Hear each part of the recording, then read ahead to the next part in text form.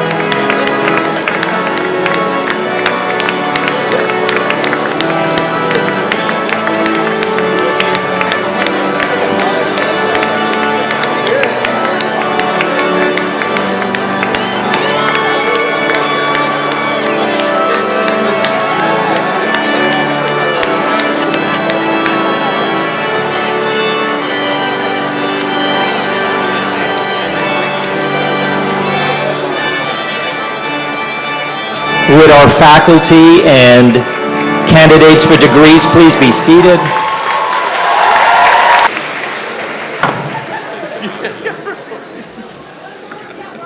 And would our student greeters please come forward?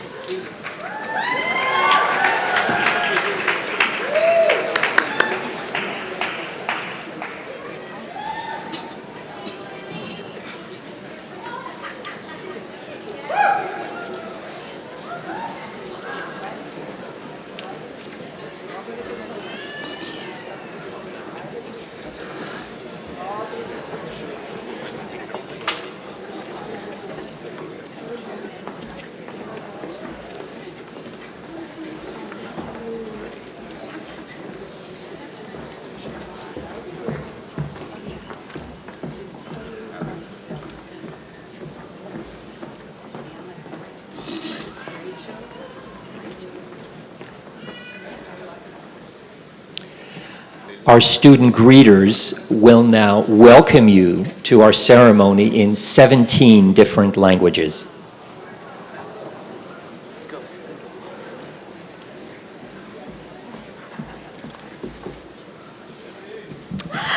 Hello everyone, my name's Lily Yu and I'll be welcoming you in Cantonese. 歡迎嚟 UCLA Luskin 公告事務2017年畢業典禮。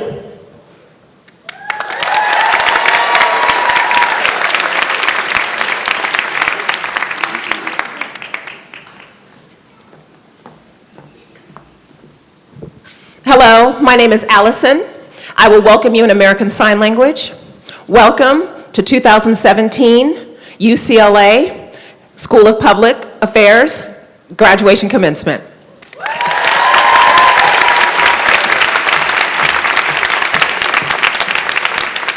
Welcome everybody. My name is Tim Douglas and I will welcome you in French. Bienvenue aux cérémonies de la collation des grades de 2007 de l'École des Affaires publiques de UCLA.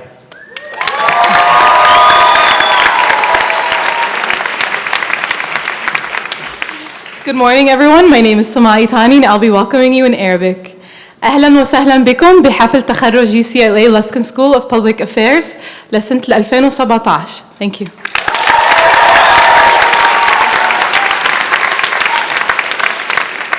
Good morning, my name's Aviv and I'll be greeting you in Hebrew. שלום וברוכים הבאים לטקס סיום של שנת 2017 בבית הספר לענייני ציבור על שם לסקין שבאוניברסיטת קליפורניה בלוס אנג'לס.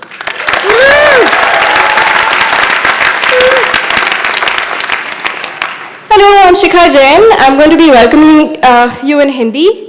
नमस्ते, UCLA Luskin School of Public Affairs 2017 के उच्च स्नातक समारोह में आपका हार्दिक स्वागत है। धन्यवाद।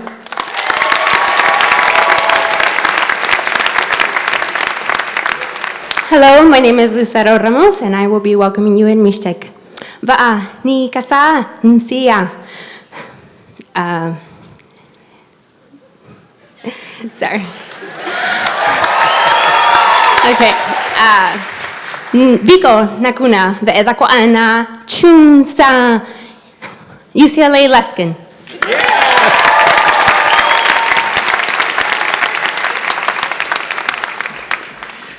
Hello everyone, my name is İmge Akçakaya-Wait and I'm going to greet you in Turkish.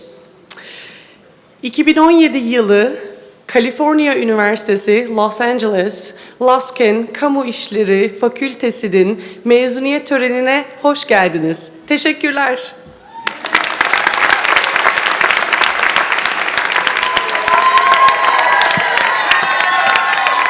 Hello, my name is Susan Oh and I will greet you in Korean. 2017년 UCLA Luskin 대학원 졸업식에 오시길 환영합니다.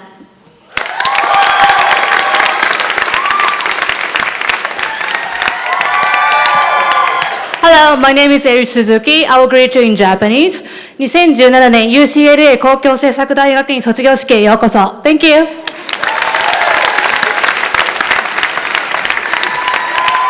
Hi everyone. My name is Wendy Wang, and I will be greeting you in Mandarin Chinese. 欢迎大家来到2017年 UCLA 公共事务学院的毕业典礼。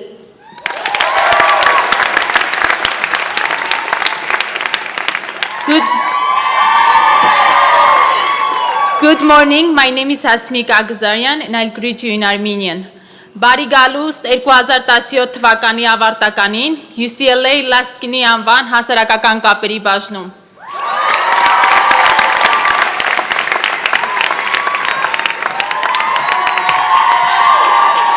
Aloha, my name is Rachel, and I'll be greeting you in Hawaiian.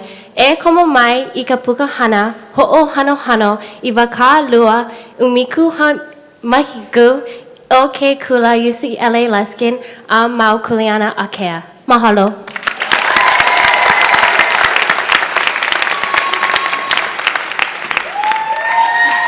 Hi, my name is Umar, and I'll be greeting you in Cambodian. Swakum nek teng aknia, mancho room kachai senyap bat pipuan da prompol. No, UCLA Luskin School of Public Affairs.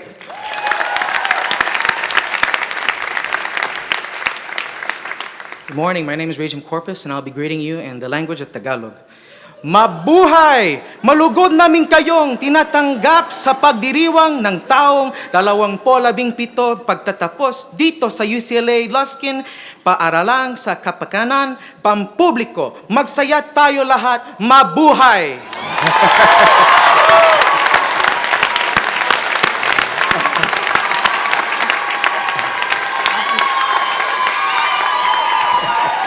Good morning, my name is Diana Torres and I will be greeting you in Spanish. Bienvenidos a la ceremonia de graduación de 2017 de la Escuela UCLA Luskin de Asuntos Públicos. Gracias.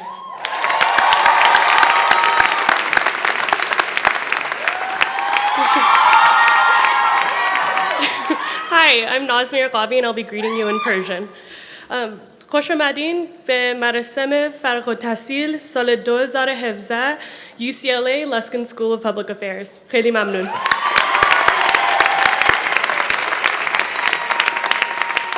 Thank you very much, student greeters. I believe next year we're working in Esperanto. Ladies and gentlemen, please welcome our Dean, Gary Segura.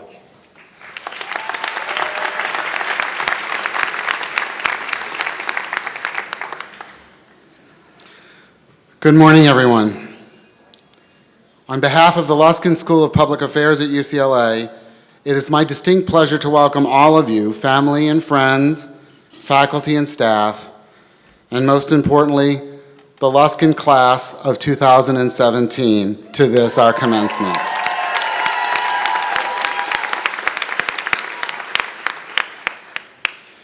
We will be privileged to have with us in just a few moments the Honorable Eric Garcetti, Mayor of the great and soon Olympic city of Los Angeles. I want to begin by acknowledging a debt of gratitude to Meyer and Rini Luskin, whose generosity has made so much of what we do at Luskin possible, and whose friendship and advice have been a cornerstone of support during my taking the reins of leadership at the school. We are also joined today by Susan Rice, the chair of the Luskin Advisory Board, along with several other members of our board. Today is a celebration that all of you, 224 master's and 17 doctoral students, have accomplished.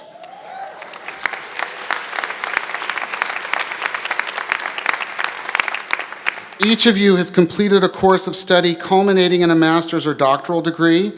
Some of you have earned dual degrees within Luskin, and others with other schools at UCLA. In addition, I want to recognize those of you who invested additional work and study to prepare yourself for global challenges. Would those students who completed a certificate in global public affairs please rise to be recognized?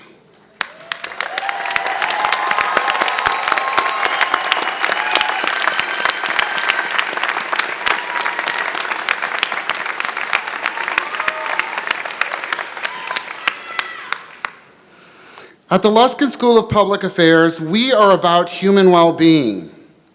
We study ways to make individuals, families, communities, and polities function better. for the improvement in the quality of lives of all those affected. You have had the chance to work with our award-winning and distinguished faculty directly on urgent human needs. Ladies and gentlemen, students in this cohort have devoted hours of study to carbon capture and greenhouse gas reduction, to interventions with at-risk youth, to prison population reduction, to homelessness, to HIV prevention and harm reduction, to the careful regulation of new and intrusive technologies, safer school environments, quality mental health services, river restoration, access to home ownership, and responsive governance in the developing world. Each day, I hear a new story of work being done by Luskin faculty and students, and I'm amazed. This year, I've heard of our work preventing an outbreak of meningitis from becoming an epidemic, understanding how we can disrupt the trafficking of human beings for sexual exploitation, exploring whether revolutions against authoritarian regimes might be facilitated through social media, whether and how young people feel empowered to be part of the political process, and older people can have access to public park space and recreation. I'm reminded every day of how remarkable and special it is to be part of the Luskin School of Public Affairs, and what a distinct privilege it is to work with students like you who will go forward with this work and who will do good in the world. So beyond merely congratulating you, I want to thank you, maybe prematurely, for all the good we expect that you will do with all that you have learned. I have no doubt that in the coming years, as you sit down to write your embarrassingly large donation to the school, you will think back to the time here as one in which you were prepared to help shape the future of this country and the future of our world. Remember us here at Luskin. Make change. Do good. Thank you.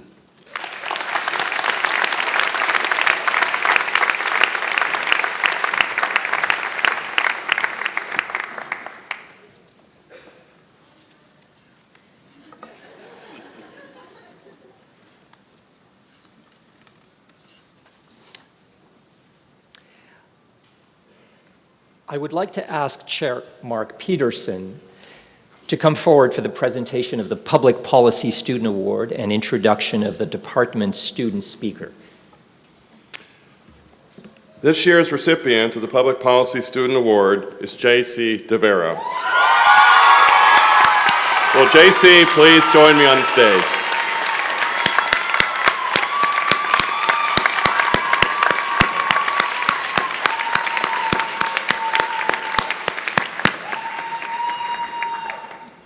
At last night's MPP graduation reception, we conferred upon JC the MPP Student of the Year Award. I was able then to describe at considerable length JC's extensive academic leadership service in all-round professional accomplishments. Congratulations, JC.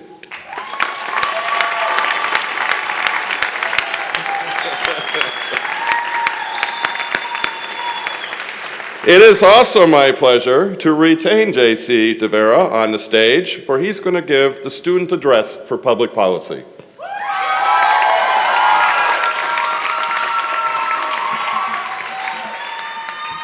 Woo! All right. Thank you, Professor Peterson, for that introduction. And good morning, everyone, or as I would say in Tagalog, mabuhay. Welcome, family, friends, and distinguished guests to the 2017 Luskin School of Public Affairs graduation. It is truly an honor to be on this stage today. Before I begin, there are a few thank yous that are in order. First, to Dean Segura and the Luskin faculty and staff who made it possible for all of us to be here today. Thank you all for your support. To our commencement speaker, Mayor Eric Garcetti, I'm grateful that I had the opportunity and privilege to work for his administration this past year. I'm glad that all those times I helped draft talking points for him helped prepare me to make my own today. Thank you. I want to thank him for being here. And for this next one, I'm going to need some help from my fellow graduates. Can you all look behind you, stand up if you're able, and find your family and friends in the audience? Let's give them one big round of applause.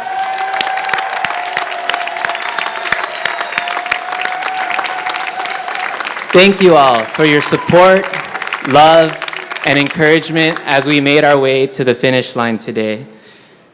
And I have just one more special shout out. Dad, everything I am and everything I will be is because of you. Thank you for teaching me the value of hard work, the meaning of sacrifice, and how to love unconditionally. You're the real MVP.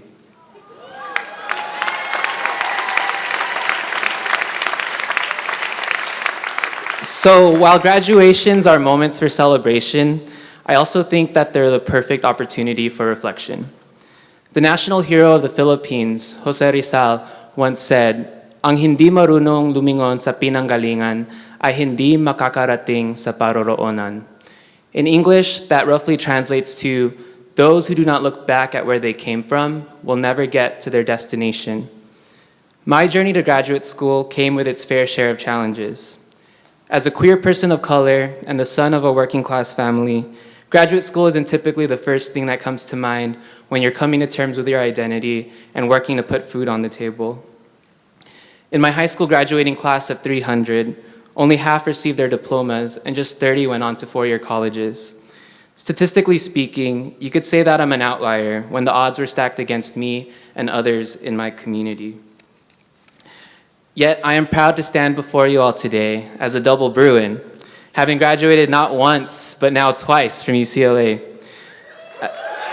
Thanks. As I look back at where I came from, I know that I didn't achieve this alone.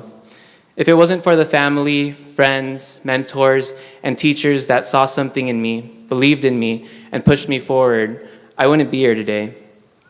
I share this piece of my story with you all, fellow graduates, because it's the struggles we've overcome, the privileges we've gained, and the support from our personal villages that brought us here today. And as each of you walk on this stage to receive that symbolic piece of paper, I hope you also think about your own personal village that made today possible, and reflect about how you can be that person for others so that one day they could also be on this stage. And so now here we are at this destination in our life's journey, graduation day.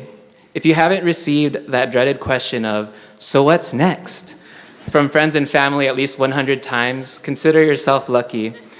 Or better yet, if you're still getting questions like, "What is public policy even?" or "What do you do with urban planning?" or "What is social welfare all about?" I definitely feel for you. But whether you figured out your next destination or not, I hope you don't lose sight of why you pursued this degree in the first place. When I think about a common thread that binds all of our departments together here at Luskin, it's this. We each have injustices and inequities that we are discontent with in the world. We know a better tomorrow is possible, and we have the vision and ideas for how society can improve. And now as graduates, we have the tools and knowledge to make that actually happen. Throughout these past 2 years, we've collectively experienced moments of heartbreak, anger, and disappointment. From feeling the impacts of the Pulse shooting in Orlando, to the continued racism and violence against Black and brown lives, to the wave of anti-immigrant sentiments and Islamophobia emboldened by the results of the 2016 elections, it's easy to feel defeated, especially in our current political reality. Yet I choose to remain hopeful and optimistic, because as I look into the audience, I see the faces of a community of change agents and champions for social justice, who have risen to the occasion to resist any form of hate that makes people feel less than who they are. Martin Luther King Jr. said, "Hate cannot drive out hate. Only love can do that." So as we make our way out of these ivory towers, let us lead and serve with the love, compassion, and empathy that our communities need and deserve. Along the way, we'll face many challenges. People will tell us no. We may experience acts of hate and bigotry happen right in front of us or even to us. And in those instances, I hope you remember these words. Makibaka, huwag matakot. Dare to struggle, do not be afraid. Just like the protesters who chanted these words to resist martial law in the Philippines, let us gather the courage to fight and be fearless for ourselves and for the communities that we love and serve. Class of 2017, it's been a privilege and honor to learn and grow alongside you all. Let's make good on our school's mission to be the change agents that this world needs now more than ever. Thank you again for this opportunity, and congratulations again, Class of 2017. We've made it. Now let's pay it forward.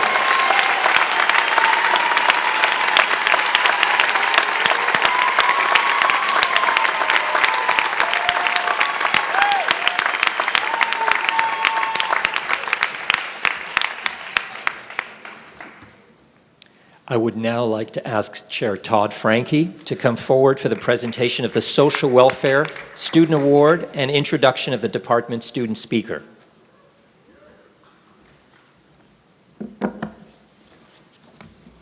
Good morning.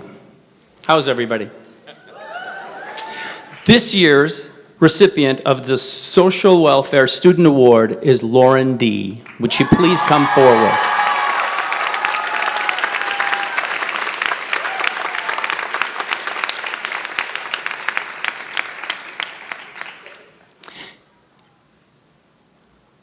In addition to excelling in every aspect of her graduate career, imagine how hard it is among 100 UCLA graduate students to be decided that you are the most outstanding.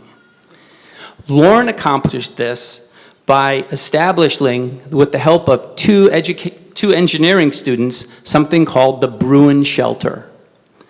This is a place for homeless UCLA Santa Monica College and Loyola University students to secure permanent housing.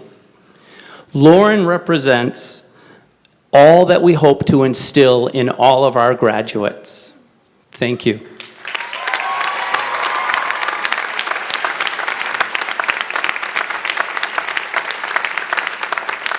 I would now like to welcome Tammy Barreras to the stage, who will give the social welfare speech.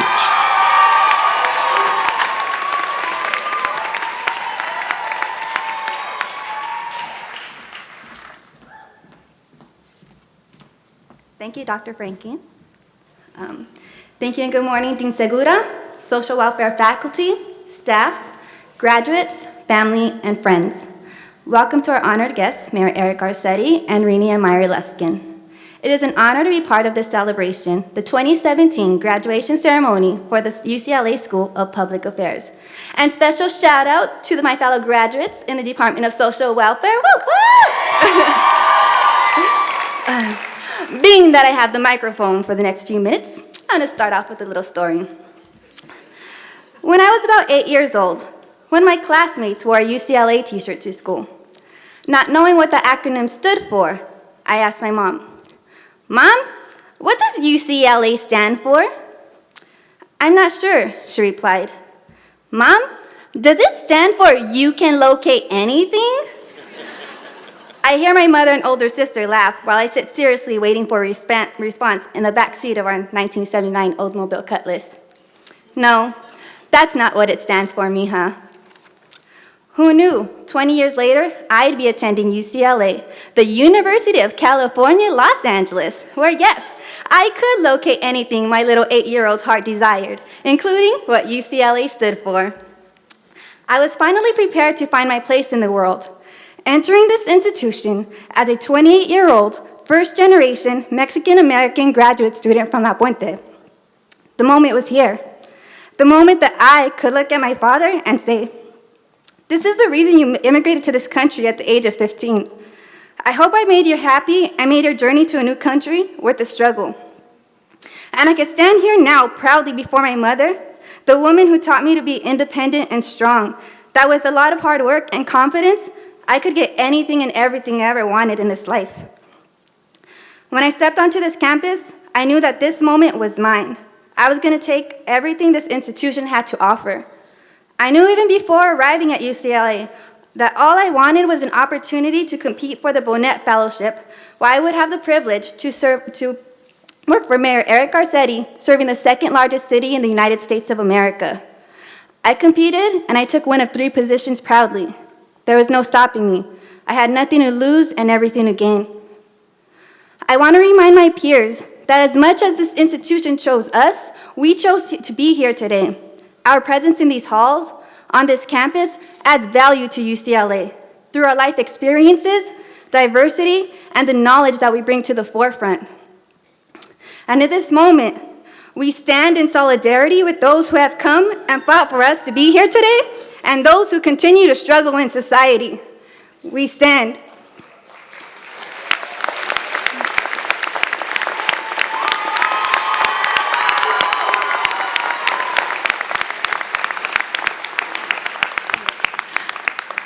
You see, it wasn't an easy journey getting here. Many of us faced terrible losses and experienced the worst life has had to offer. Some of my peers lost parents, are survivors of domestic minor sex trafficking, and others grew up in the toughest of communities where guns were left in our backyards and living in poverty was normal. Our life experiences made us resilient, and most of us chose social welfare due to those experiences and because they were exposed to some type of social issue and felt convicted to be change makers. Who better to help society in a positive, inclusive direction than those who have been affected by the social structure that have been set up for some to thrive and others to fail? Social workers add value to this world. We start from a micro perspective, assess an individual and the environment, then move outward, where we then identify that an individual issue has become a group issue and assess how the social structure and policies that exist are affecting certain groups. But most importantly, we meet our clients where they're at, which brings me to my next story. With support of my family, friends, and cohort, I had the unique opportunity to attend the most recent presidential inauguration as my congresswoman granted me a ticket. At first, I was apprehensive to attend. Why would I, an educated Democrat, Mexican-American woman, want to witness President Donald Trump transition into power? Well, for those exact reasons, I chose to attend the inauguration. Because I am an educated Democrat, Mexican-American woman, and I had to show others that bigotry and hate will not break us, will not make us stumble, and I am willing to embrace my discomfort.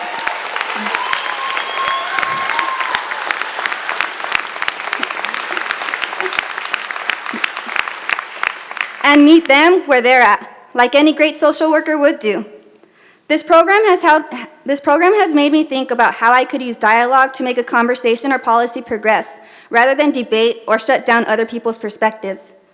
While I was at the inauguration, alone, I was outed as a Democrat. They asked, "What are you doing here then if you're a Democrat?" I stood strongly and boldly, and I told them why I was there and what I was seeking.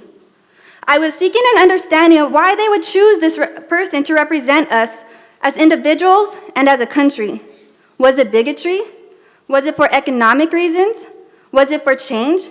And how could we get to a place where we're not polarized, but rather working together? Some people would question my choice and ask, when will they meet us where we're at? Well, not everyone will take the time to understand our perspective, our experiences, or be as open-minded, and that's okay. We're human, and we have the freedom of thought. But I do know one thing. We must continue to promote dialogue and reach for the unreachable, be the voice for the voiceless, and fight the social injustices. At the end of the inauguration, as people were walking out, a gentleman and his 11-year-old son, who I had spoken to earlier, came up to me, shook my hand, and said, "I hope we can continue having these conversations at home and work together. Thank you for coming and sharing your perspective. We really need to continue doing this in our communities." And although his wife, who stood behind him, did not acknowledge my existence, he and his son took the time and opportunity to meet me where I was at. This moment was what social work represents to me, changing the world and people's perspectives, one conversation at a time, one action at a time, and then taking it to a larger platform. As I know, we have future politicians in my cohort, future leaders of organizations, and advocates for social justice.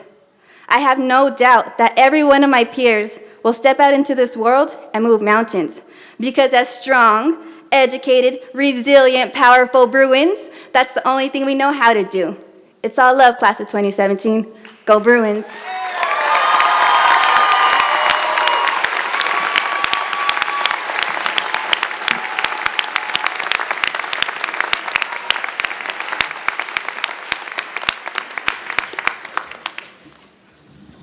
Thank you very much, Miha. I would like to ask Chair Vinit Mukhija to come forward for the presentation of the Urban Planning Student Award and introduction of the department student speaker.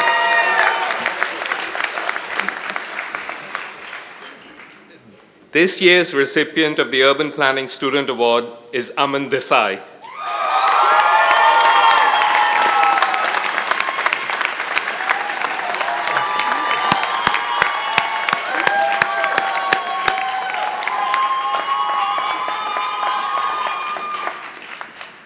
Aman has been selected to receive the Dean's Award for Overall Excellence in Urban Planning. Aman is a scholar, an activist, and an artist. He is engaged and active in queer, anti-imperialist, environmental, and progressive South Asian politics and campaigns, has the highest GPA in his class, is one of the leaders of his cohort, and has been actively involved in organizing support for our students of color through his involvement as chair of Planners of Color for Social Equity.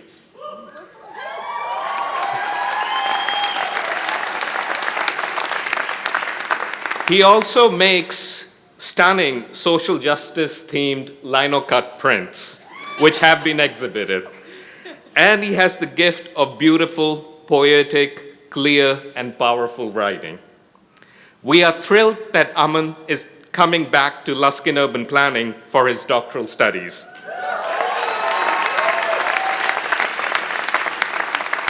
He proposes to critically examine the spatial relationship challenges and strategies of queer people and communities of color. As one of my colleagues wrote in his recommendation letter, Aman will make a great planning professor, and his work will have a needed impact on the field. It is my great privilege and pleasure to present the Dean's Award for Overall Excellence in Urban Planning to Aman.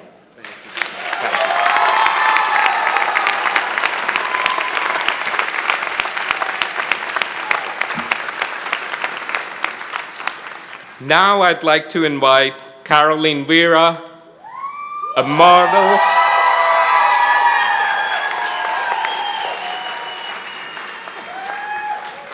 Carol will give the student address for urban planning.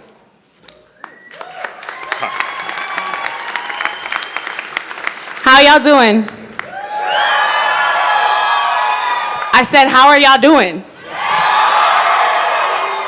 Okay, so I'm nervous, so I need you to help me do something. So I'm gonna say, are you hype? Are you hype? You're gonna say, yeah, I'm hype, yeah, I'm hype. I know some people did freedom schools in here with me at Cocoa in South Central.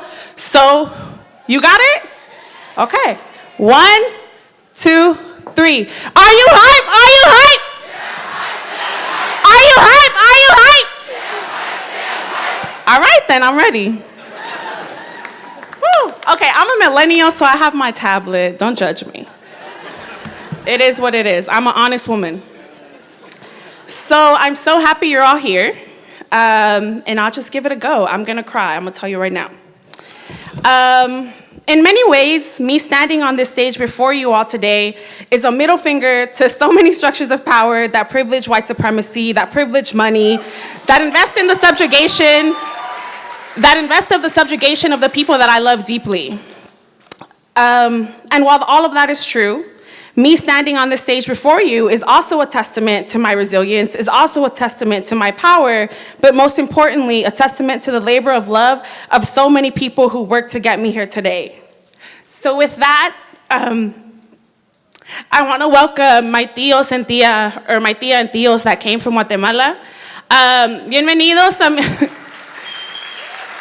tía y tío, muchas gracias por venir y estar aquí con nosotros. No saben lo tanto que significa tenerlos aquí. Y para mi mami, gracias por todo lo que has hecho por mí. Es por ti que todo es posible.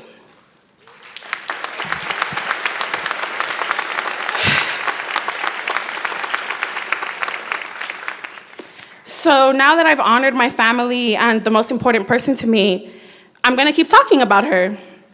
I want to talk a bit about my mother today because she's the reason I stand here before you. So my mother raised my two siblings and I all by herself in South Central LA. Shout out South Central. Right, hey, it was good. Before she had us, she crossed multiple borders by herself at the age of 21. She's the backbone of resilience. And no one I have ever met has worked so hard to selflessly build new worlds for their loved ones like her. So if and when I've ever faced a barrier to my success, my mother has been the reason that I've surpassed them. She has inspired me to fearlessly fight for my dreams and never take no for an answer. So when the old chair of my department told me that I couldn't graduate this year because I had a panic attack during a final exam, I knew that not only was I gonna walk the stage, I was gonna be the commencement speaker, and not only was I gonna be the commencement speaker, I was gonna walk up here and uplift the narratives of working class students of color at UCLA Luskin who fought to the very end to cross this stage.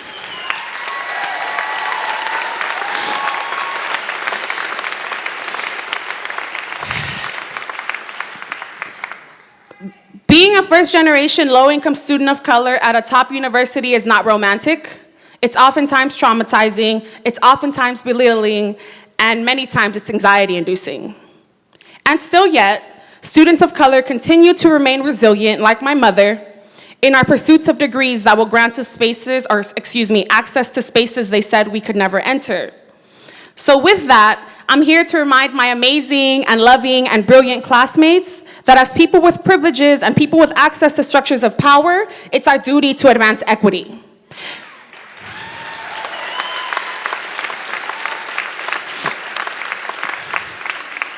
It is our duty to support and uplift low-income communities of color. Most importantly, it is our duty to plan cities with those most affected by decades of racist urban planning policies to be at the table.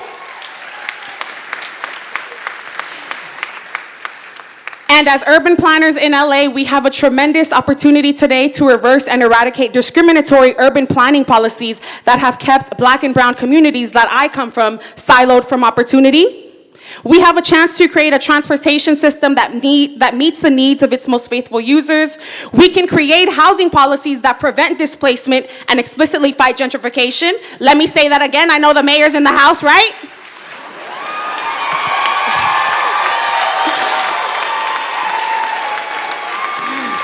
Y'all had to know I was gonna be petty. You had to know that. I said we can create housing policies that prevent displacement and explicitly fight gentrification in this city. We can and we must show up for social movements as urban planners, and we can and we must say that Black lives matter to us, right? We can and we must say that Black lives matter to us as urban planners, most importantly, because we have for fucking decades, oh, I knew I was gonna cuss, my bad. It's a thing, it's a thing. Jesus, Mom, I'm sorry, Mom. I'm sorry, Mom. I said we can and we must say that Black lives matter to us as urban planners because for decades we have advanced anti-Black urban planning practices that have had damaging effects on the lives of Black people. So as we walk away today in all our glory, remember to acknowledge your resilience. Remember to acknowledge all of the hard work you did to get here. Most importantly, remember to honor yourself and remember your duty to fight for justice as an urban planner. Thanks.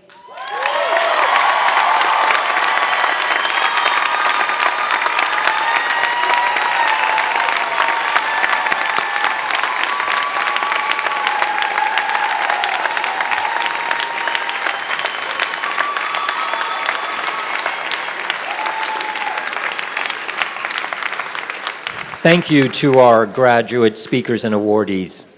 We will now present our doctoral candidates. Last night, the university conferred doctoral degrees in a hooding ceremony. We will recognize them here as part of our own ceremony, school ceremony.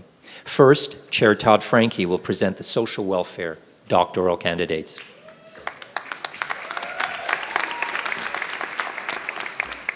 It is my pleasure to call to the stage the PhD faculty advisors and their doctoral candidates.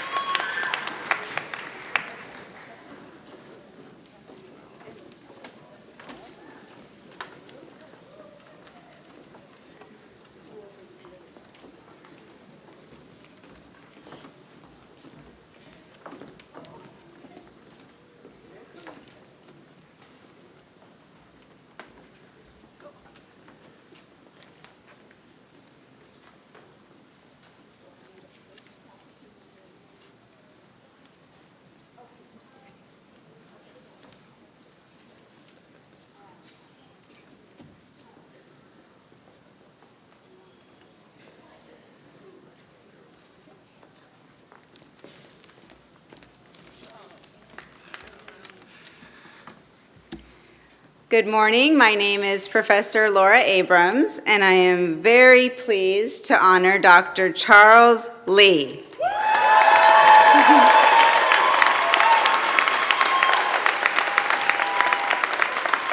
The title of his dissertation is Post-Incarceration Schooling, an examination of how educational resilience is fostered and cultivated in an alternative school for formerly incarcerated young adults.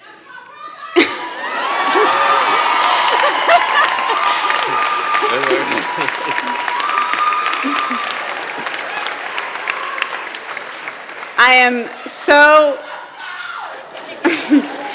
am so pleased to announce that Dr. Lee has accepted a tenure-track position as an assistant professor at one of the top schools of social work, the University of Washington School of Social Work.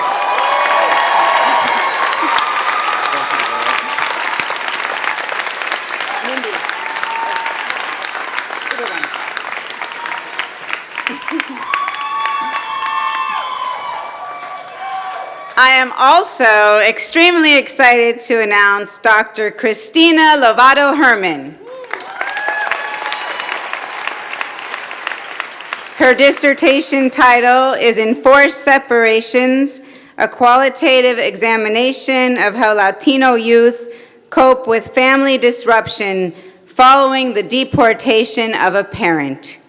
She has accepted a tenure-track assistant professor position in the School of Social Work at Cal State University, Long Beach. Congratulations. Thank you so much, Laura. I'm so grateful. Thank you.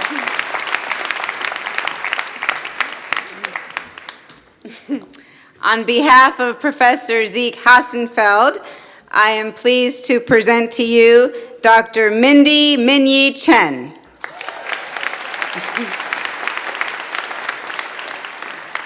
Mindy's dissertation title is Advancing Immigrant Worker Rights Through Labor Community Coalition, a comparative case studies on strategy of the Clean Car Wash campaign. Mindy is working as the director of the Dolores Huerta Labor Institute at the Los Angeles Community College District. Congratulations, Dr. Mindy Chen.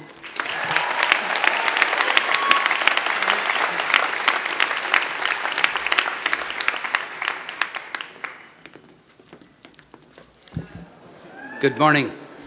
I'm Professor Robert Schilling, and I'm so pleased to introduce to you Dr. Christabel Karyin Chung.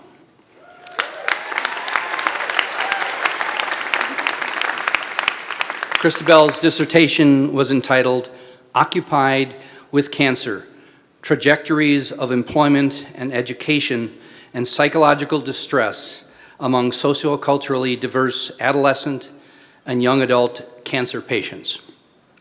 This August, Dr. Chung will begin a tenure-track position as Assistant Professor of Social Work at the University of Hawaii. Congratulations, Christabel.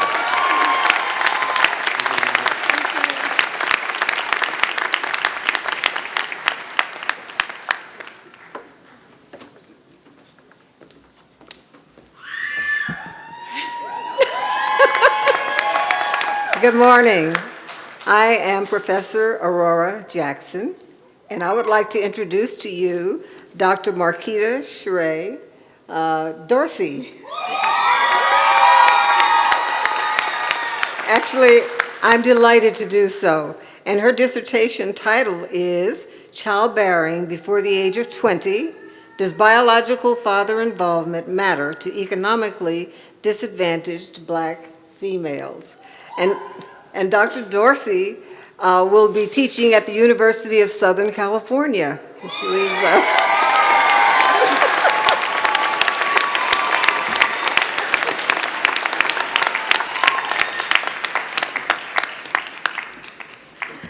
Hi, I would like to introduce my advisee, Dr. Mia Cheng. Her dissertation.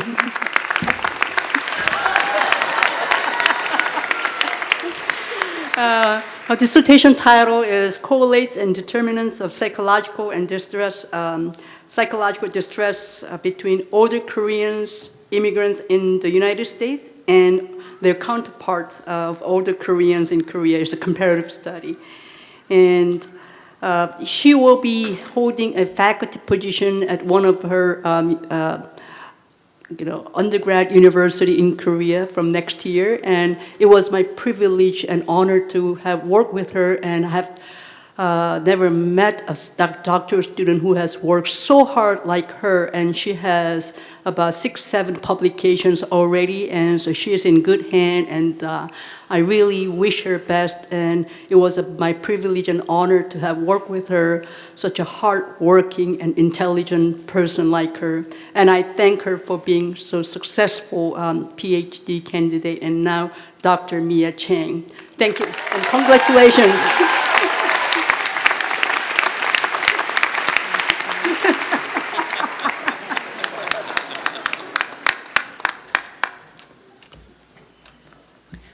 Good morning. Sometimes doctoral students have children, and sometimes they have 2 chairs, that is, doctoral committee chairs. My name is Lene Levy-Storms, and I've had the pleasure of co-chairing Dr. Lauren Wilner's committee with Dr. Todd Franke, our department chair as well. And this morning, I would like to tell you the title of Lauren's dissertation, Managerialism and Social Justice Nonprofit Organizations, a Case Study.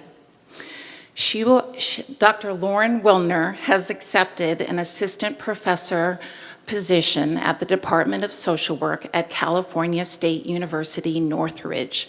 Please join me in congratulating her.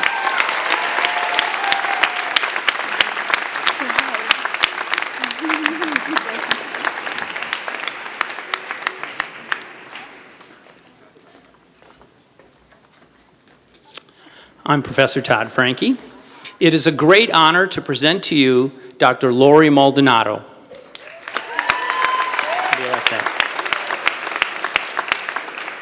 The title of Lori's dissertation was Doing Better for Single-Parent Families, Policy and Poverty Across 45 Countries.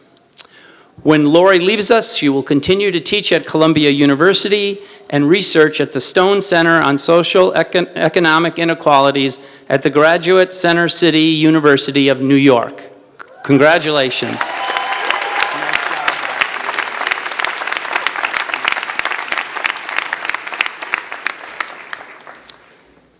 Next, it's my honor to introduce you to Dr. Leah Hanslacek.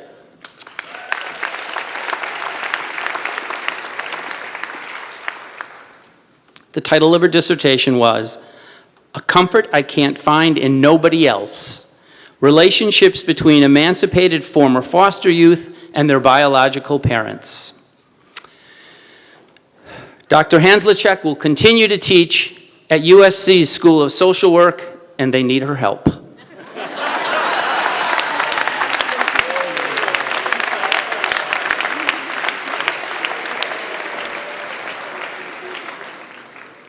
It is my honor to present Dr. Stephanie Benson and her daughter.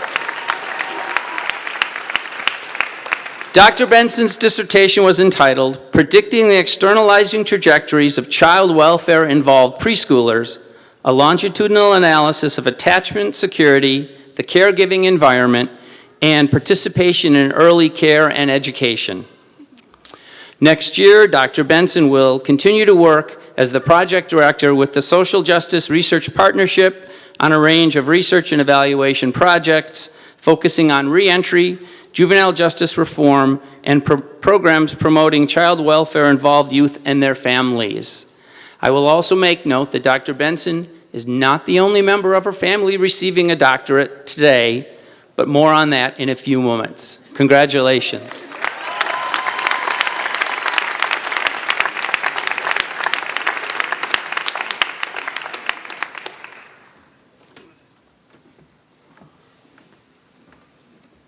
And now Chair Vineet Mukhija will present the urban planning doctoral candidates.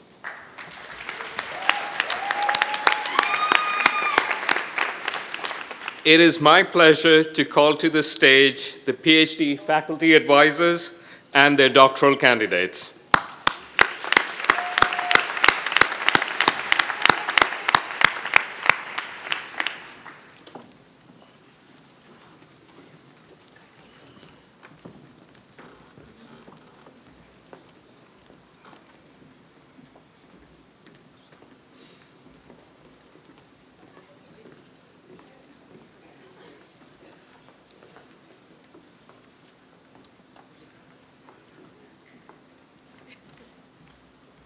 Good morning.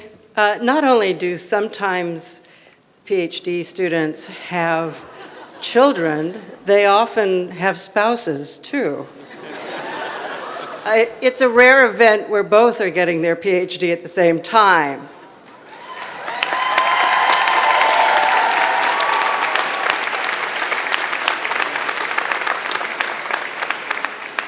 It's my extreme pleasure to present to you Adam Dorr, whose thesis is called Fractured Politics, the Evolution of Fracking Regulation in California. I was going to say fractured fairy tales, but I think that would be wrong. But with a charming girl like this, one is, pulled in different directions. In any case, he will be working on climate regulation with Ted Parsons, our law professor here, who's a specialist in global climate change. So I actually think Stephanie should come out too, and we should have this extraordinary thing of a double PhD. All right.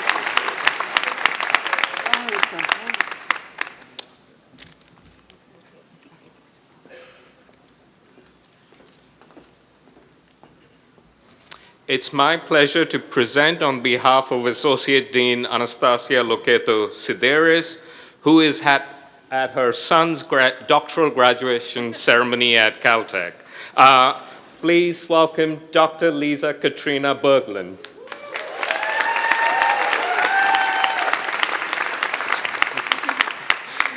Lisa's dissertation is Experts of Crisis, Exclusion from Professional Urban Planning, Discourse, and Community Resistance in the Redevelopment of Detroit. We aren't quite ready to let Lisa leave yet. She'll be a lecturer in our department next year.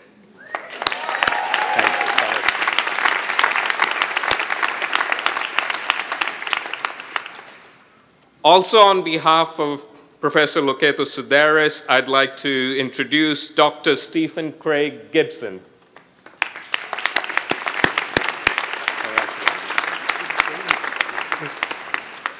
Steve's dissertation is, Can I Come to the Park? Access to Urban Open Space, an investigation of older adults in Australia, their perceived and real access to open space, and implications for practice. Steve is now an assistant professor at the School of Design in the University of Western Australia, Perth. Congratulations, Dr. Steve.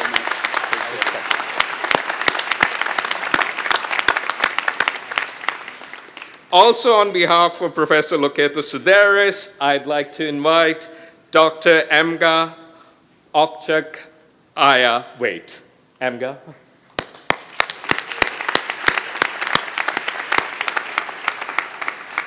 Emga's dissertation is titled Planning, Power, Politics, Urban Redevelopment in Istanbul. Emga is a lecturer in the Department of Urban and Regional Planning at Istanbul Technical University in Turkey. Congratulations, Dr. Wade.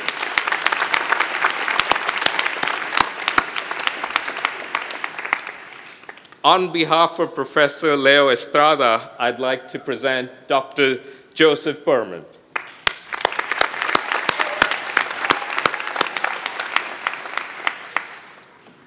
Joy's dissertation title is The Reconstruction of Post-Tsunami in Banda Aceh, Indonesia. Joy is planning on a career in global humanitarian aid while staying engaged in academia. Dr. Joy Perman.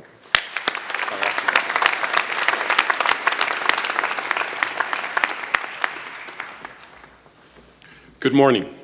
My name is Abel Valenzuela. I'm a professor in the Department of Urban Planning and Chicano Studies. On this fine and beautiful Friday morning, I wholeheartedly and with a lot of pride congratulate Dr. Emily Jean Erickson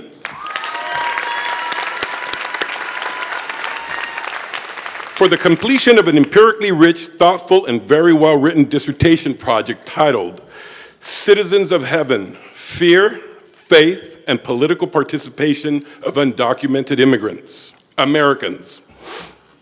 Her project contributes to better understanding how undocumented Americans in Los Angeles and Albuquerque overcome the fear of deportation to participate in local and national level political movements.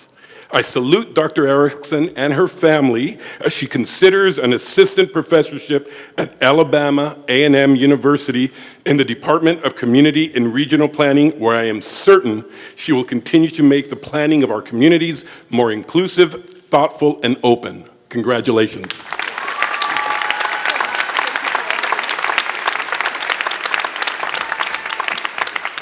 I would now like to call Dean Gary Segura to introduce our keynote speaker, Mayor Eric Garcetti.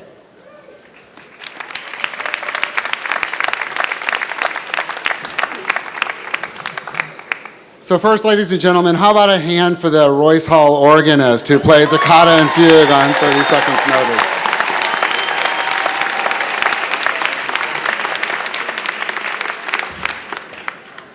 What do you get when you cross a politician with Hollywood?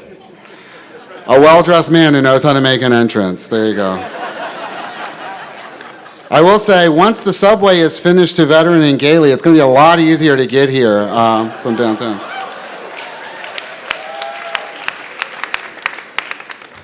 It is my great honor to introduce our keynote speaker, the Honorable Eric Garcetti, the 42nd Mayor of Los Angeles.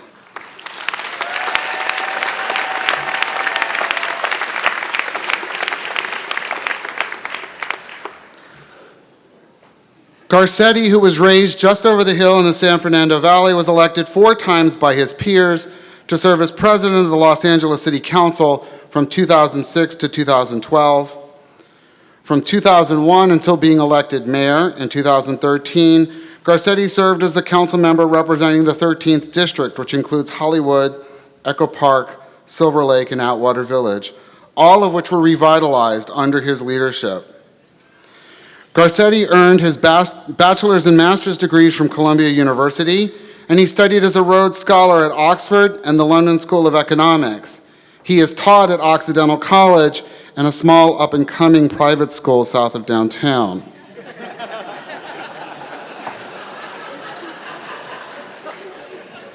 A 4th-generation Angelino, he is the son of Suki and Gil Garcetti, who, as you probably already know, is the former Los Angeles County District Attorney.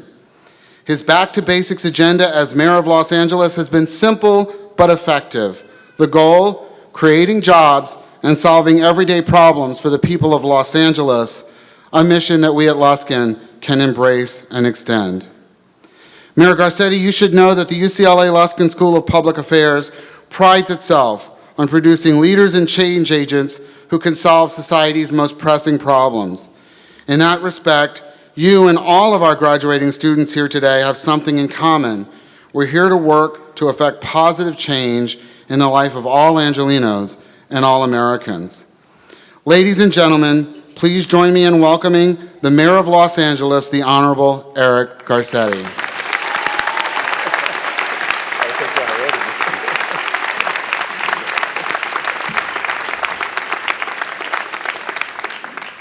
Thank you so much, Dean Segura. Thank you all for your patience this morning as I came from a memorial for Los Angeles City firefighter who passed while on the job, a young man who I knew who finished in the first in his class, who graduated 2 years ago, who leaves behind a beautiful 9.5-month-old boy. And it was impossible for me not to be here, and it was impossible for me not to be there. And thank you for the accommodation of allowing me to come a little bit later than we had planned. To Dean Segura, to the distinguished faculty, to friends and families, and especially to the graduating class of 2017. I am so honored to be with you here today, celebrating this exceptional moment with each and every one of you. UCLA is an extraordinary institution, and it is one that has touched my own life. It touches the life of our city and our world every single day. Its mission of engagement has a deep and personal resonance for me. So many of the circles of my life intersect on this campus. My mother first attended college here, and this was the first school I ever went to, and I'm talking about elementary school. The lab school, or University Elementary School as it was known back then, revealed to me the soul of my city. It taught a middle-class Mexican-American Jewish kid with an Italian last name from the Valley that life was all about embracing the cultural and geographic boundaries between us and our city, between us and our world. It was here that I learned how to learn and where to find the values of and the value in working towards a more just world. And over the years, I've returned to this campus so many times, for sometimes joyous and other times heartbreaking moments. I've met with heads of states footsteps away from here, counseled students after last year's tragic shooting, cheered on our eldest right here when she graduated from nursing school, and celebrated when our youngest, Maya, started at the lab school earlier this year. I'm picking her up after this. I've seen the power of the UCLA Medical Center heal friends who beat their diagnoses. I've seen UCLA step up to the most important challenges that we face in our time. And in my job today as your mayor, UCLA is my partner in helping me to write the next chapter of our city's history. Together, Chancellor Block and I co-chair the Los Angeles Sustainability Leadership Council, and we've launched the UCLA Grand Challenge, a bold, essential goal of producing 100% of LA's electrical power through renewable energy by 2050.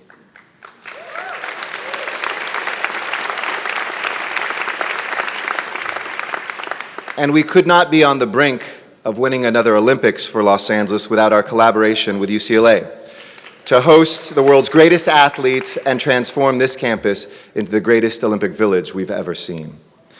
You see, throughout my life and the life of this city, UCLA has been a place of discovery, of pride, of possibility, a place to find answers, and always a place to renew hope. You see, UCLA has the name of our city in it, and like Los Angeles, it represents and embodies the future. Now, I suspect that for the students here, your presence at UCLA has been about those connections between this place and that future. And I know that the things that you have studied, the work that you have done, the experience that you have gained are just as rich and meaningful in your lives as they have been in mine. But today is more than just a moment of self-reflection for you or for me.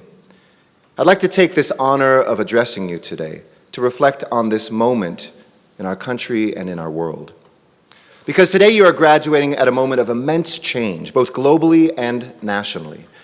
You have decided to enter the practice of public affairs at an incredibly dynamic time in human history and in American history. A moment in which America's and increasingly the world's technological prowess disrupts our lives so quickly that we can hardly adapt to the changes we're experiencing individually or collectively. Think about our grandparents' generation. They had maybe one phone for most of their lives, or two if they switched from rotary to touchtone or from wired to wireless handsets. Now some of us have a new phone every year. And between FaceTime and Snapchat, texting and email chains, we are always accessible and always bombarded. We don't have enough time to think. Our inboxes are so full of things to read and to do. And this pace of innovation, while it can be unquestionably exciting, from the Korean barbecue, or the Lyft that you can order at the touch of a screen, or the fact that your new friends, Siri and Alexa, can answer any question you ask them, usually. But it's also undeniably stressful. And workers are trying to adjust to the new skills they need in the face of this technological change. Governments are struggling to provide a social safety net in a changing economy. Wealth seems to be concentrating in the hands of fewer and fewer. And this new world cuts both ways for public affairs. Today, grassroots revolutions guided by social media can overthrow governments and shine a light on human rights abuses. And yet we live in a time of heightened global insecurity, with terrorism and global warming facing us every day. Unemployment in this city has reached record lows, and yet this is a time of deep economic insecurity for our people, as automation and greed, a fraying social safety net, and globalization disrupt the economic order of nations and families alike. The internet allows hundreds of thousands of people to organize a protest overnight, to donate millions of dollars to a candidate in a day, but this is also a crossroads, an intellectual crossroads, a political crossroads. Organized political parties throughout the world are in flux. Politics has never been more polarized in our lifetimes. The media, even academia, are being challenged about whether there are things like real news or even the truth. The rules that used to guide everything from Senate decorum to journalistic ethics are under attack, and Americans are deeply distrusting of institutions. Gallup does a yearly poll of 14 different institutions, from banks to big business, small business, religion, Congress, the presidency, labor unions, etc. Only 2 of them score higher than 50%. The police just barely, and the military at 70%. So where do you turn in the midst of this progress? This progress on one hand, and where do you turn in the midst of this potential peril? How do you find a pathway through this chaos as graduates of the study and practice of public affairs? Where do we look in order to take advantage of this moment without being swept away by it? Our nation, our world is crying out for leadership, your leadership, crying out for us to act, to rebuild, and to find a new pathway forward. And you and this city are uniquely poised to answer that. Come back to the city.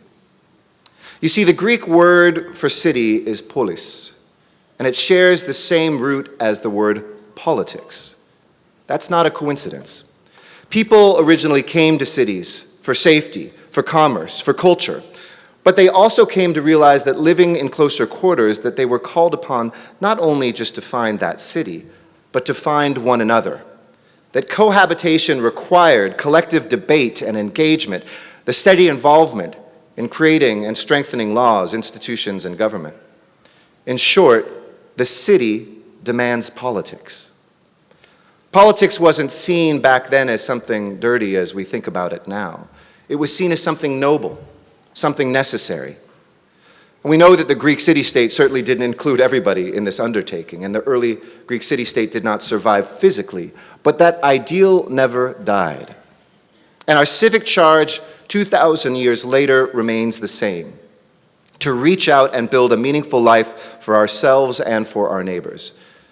In City Hall, which some of you may have seen lit up last night with the bat signal, but at City Hall, there's an inscription in the top room called the Tom Bradley Room, named after our greatest mayor. And it comes from Aristotle's Politics. It reads that the city came into being to preserve life, but it exists for the good life. In other words, we're not just here in a city to survive. We are here to find and to define for ourselves what is the good life. Come back to the city, and you will be able to not just survive these turbulent times, you will be able to shape them. This is an extraordinary and historic moment for our nation's cities, because today, more than ever, our cities are vital engines of hope and progress. The fact is, Washington is broken. Our country confronts so many challenges: drug addiction, crumbling infrastructure, a widening gap between rich and poor. But when we look to our federal government for help, we see paralysis and division. We see institutions that seem to be crumbling. We see an administration sometimes bent on acting in ways that seem hostile to our values here, detrimental to our economy, or both. And it's not just on one side. The partisanship is so deep and entrenched that it almost seems impossible for our national leaders to get anything done. Come to the city, and you will see how our metropolitan areas, on the other hand, are stepping up and responding to the challenges of this moment, politically and economically. And I would put before you, no city is responding like yours. Here in Los Angeles, to fight climate change, we're working to make the largest municipal utility in this nation coal-free by 2025. Here in Los Angeles, to protect and defend our immigrants in a city where 63% of us come from another country or our parents come from another country, we've helped more than 77,000 immigrants towards citizenship in the last few years. Here in Los Angeles, to address the epidemic of homelessness on our streets, voters passed not just one, but two historic measures, the largest local measures in the nation's history to get people off the streets and back on track with their lives. Our power and effectiveness in LA, I would say, comes not just from what we do, but how we do it. You see, we build coalitions, and we think about the future. We don't just respond to the divisions or to the issue of the moment. Others are talking in Washington about fixing roads and building transit, but we acted in November to pass the largest local infrastructure program in the nation's history ×2.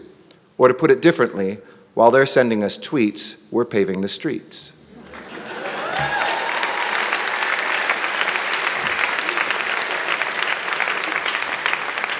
We brought together in this city of Los Angeles business and labor and raised our minimum wage to $15 an hour and pushed past skeptics to cut our business tax at the same time. Two things that Democrats and Republicans want to do but are prohibited from doing together, so toxic are the Washington rules. This city is currently blowing past so many records. Last year we welcomed a record number of passengers at LAX, a record number of tourists to our town.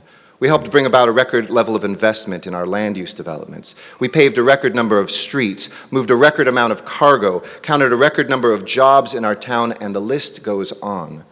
We're in the midst of what I would call a transformational decade in Los Angeles.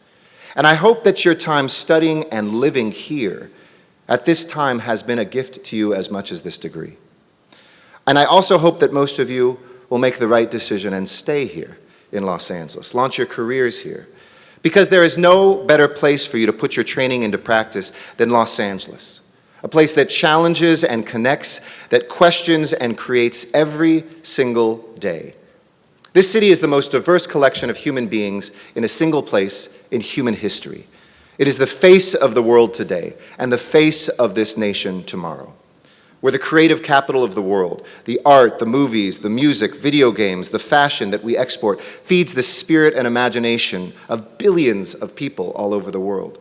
I was just at the E3 video game conference 2 days ago. They're going to have 50 billion impressions on social media and videos in that time of this week there. Our city's economy is the third largest city GDP in the world. And we're the hub of manufacturing, technology, innovation, green jobs, aerospace. And on top of that, we have this incredible weather, beautiful beaches and mountains, world-class museums and cuisine. Are you going to stay here yet in LA? Because I'll keep going on. SpaceX is here, defining the next age of exploration to the heavens. Tesla is designing in LA, creating cars that are cool looking and that will help us cool the earth. But we're also sober about the challenges we face. We may be number one in so many of those great areas, but we're number one in homelessness and in traffic and in poverty. But when we see these headlines, we don't get caught flat-footed. We get to work. Some people feel paralyzed right now, let's be honest, by what they see in Washington or even the challenges they see on the streets of American cities. They look at the state of things in Washington, and maybe some of your family members have even asked you that, and they said, really? You sure you want to enter politics, public affairs now? But I say, this is exactly when we need brilliant and idealistic and experienced students like you to enter the practice of public affairs. Come to the city, and you will find that this is where you can make a real difference in people's lives. Just ask the Luskin students who worked with us at City Hall, Jayanthi, John, and Tammy, who helped educate immigrants on their rights, helped work with city departments to improve the city services that we deliver. You haven't been just studying, you've been practicing. And I say congratulations, because there has never been a more urgent time in your lifetimes to pick up the mantle and the craft of public affairs than this moment. You walked into Luskin with a heart to make people more free, to make our families more whole, to make our institutions more just. And you learned how to do these things. But you also found each other during this time, and you found your city. Now, as you walk into this city and into this world, I want to offer some thoughts on how you can breathe hope back into our democracy, things I've learned as your mayor over the last 4 years. 3 lessons. First, know your power.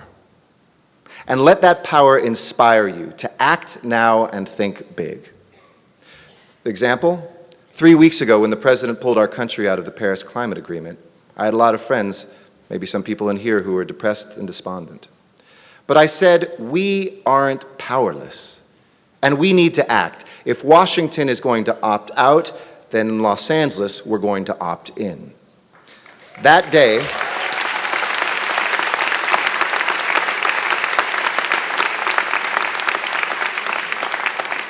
and that wasn't empty rhetoric. That day, we pledged to implement the agreement, the Paris Agreement, here in Los Angeles.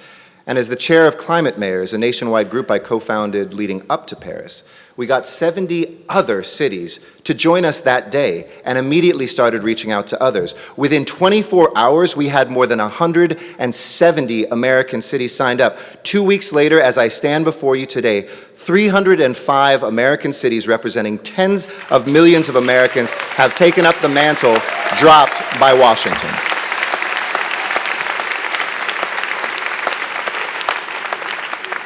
This is the power you have, that we have. Come to the city and you will feel the power of collectively thinking big and acting quickly. And you can do the same. You can start and launch a moonshot right now. Start a nonprofit today after graduation. Pursue an idea this week that could literally change the world. Why is it that we fetishize that this only happens in the private sector, where Mark Zuckerberg can drop out of college at 20 and found Facebook? You don't have to wait. Do it now, and do it for the public good. The private sector shouldn't have a monopoly on courage or risk. The same night that this country was split ideologically and elected a new president, we built a bipartisan coalition in Los Angeles, and as I mentioned before, we passed Measure M. This is a $120 billion public transportation initiative to make sure, Dean, that we get that subway done here to UCLA. To build or expand 15 rapid transit lines, create 500,000 middle-class jobs we can't export someplace. My point is, if you feel like it's always raining, you've got to look for the sunshine. Each one of us can see through that rain, and if we let the sunshine in, the rainbows appear every day. So don't cede the power you have before you try to exercise it. Act now and think big. My second piece of advice: stay local and stay rooted. I've already told you how politics, in its root, comes from something local. You know the old cliche of Tip O'Neill, who was Speaker of the House, when he said, all politics is local. That's what it's always been. Local politics teaches you in a different manner than what we would see on cable television every night.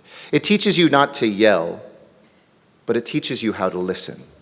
It requires that you see and that you learn and that you connect. I feel that as mayor every single day, whether I'm in the line at the grocery store or I strike up a conversation with somebody on the sidewalk. And those conversations are inevitably more interesting than what I see on cable, more urgent than a congressional debate, more real than a newspaper headline. And we don't hear them enough. Politics mostly happens right here where we are, where we live, where we breathe, where we study, where we worship. So don't just fixate on national politics. I hope some of you will influence national politics, but start local and stay local. Don't just be floating above what is real and important. Staying local and rooted helps you move past rhetoric to results, past ranting to relationships that produce real progress. You may not realize it, but I'm sure you actually already know this lesson, because for 2 years in projects and in internships, you've been working locally in communities across Los Angeles. You have already come to the city. So don't cede your power and stay rooted and local in the real. My third and final piece of advice is reject all the false dichotomies and stay complicated. We all want to simplify things in life. It gives us order. Human beings try to create narratives of history that fit their needs or their emotions instead of the realities.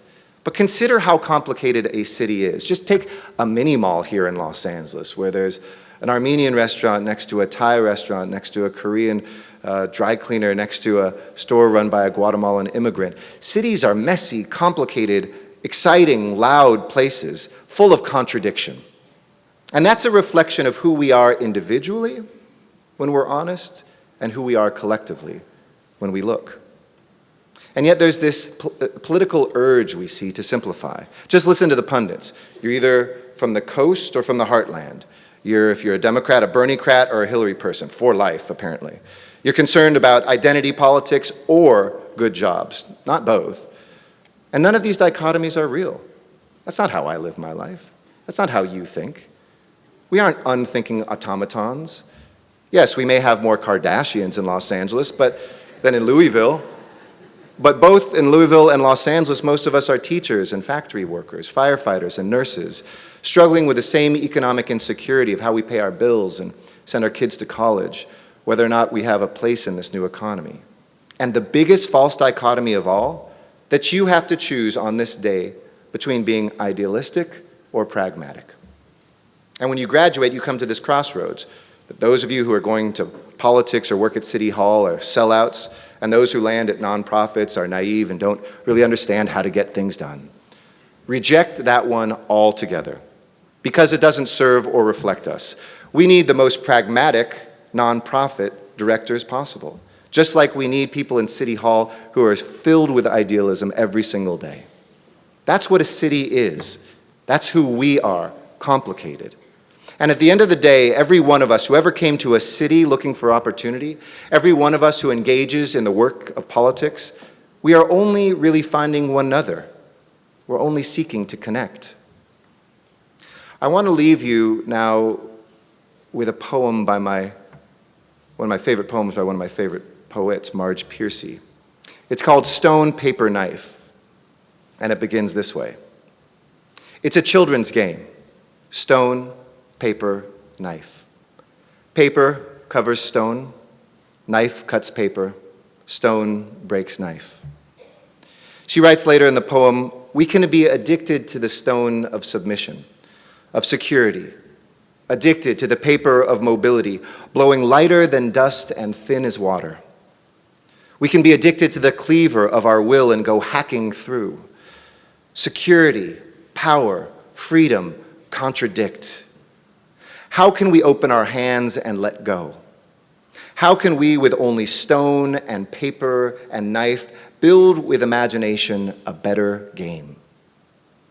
This is your charge, graduates, to be citizens, to come back to the city, to find the answers, here in our work and in one another, to build the polis together. Piercy, as she says as she concludes, who can bear hope back into this world but us, you, my other flesh, all of us who have seen the face of hope at least once in vision, in dream, in marching, who sang hope back into rising like a conjured snake, who found its flower above timberline by a melting glacier. Hope sleeps in our bones like a bear waiting for spring to rise and walk. Bruins, graduates of the Luskin School, it is your spring. Let us rise and walk into that hope. Come back to the city. Thank you all so much, and congratulations.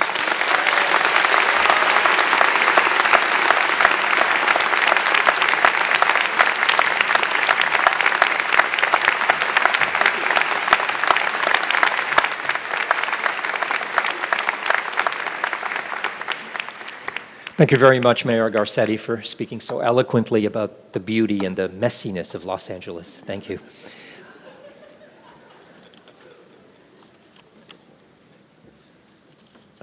We will now present the candidates for the Master of Public Policy. And Professors Mark Peterson and Randall Akey will present the candidates, and Dean Gary Segura will confer the degree.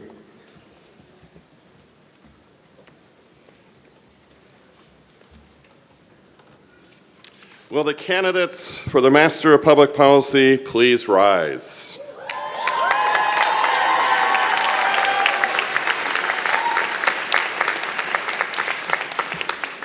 Dean Segura, it is my distinct honor and privilege to present to you the candidates for the Master of Public Policy.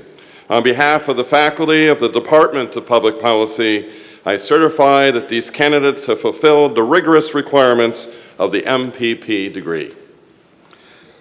By the power vested in me by the Regents of the University of California, I bestow on you the degree of Master of Public Policy with all the rights and privileges thereof. Congratulations.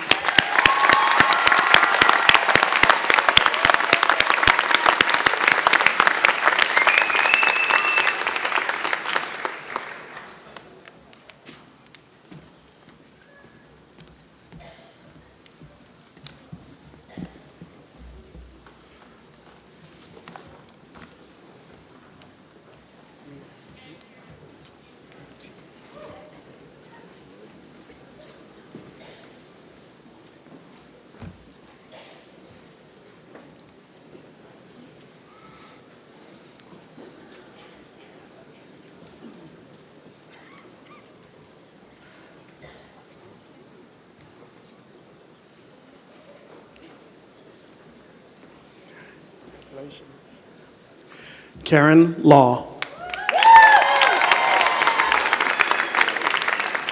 Susan O.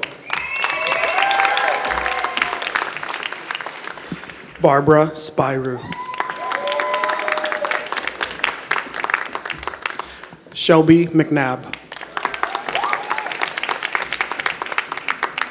Cameron Birch.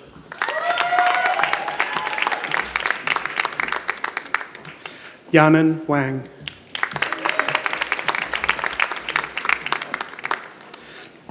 Delara Ahapur.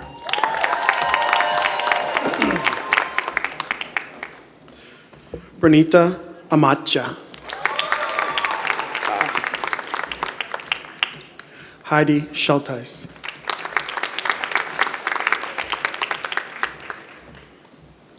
JC De Vera.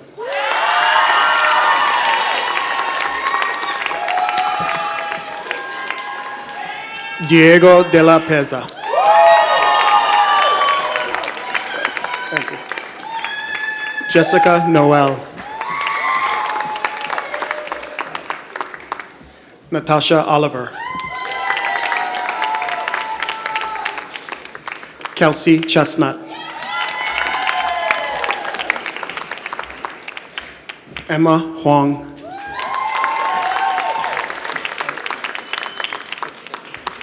Sydney Rose Gannon.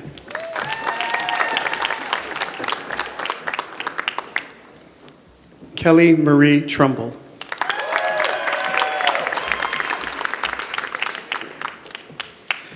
Yang Xiao Wu.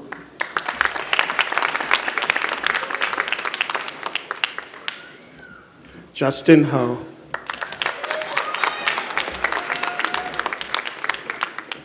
David O.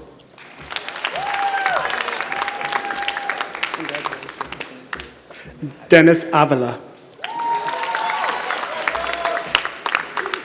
Congratulations. Reed Merrill Meadows.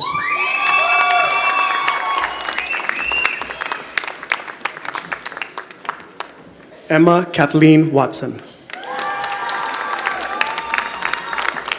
Congratulations. Jennifer Zhang.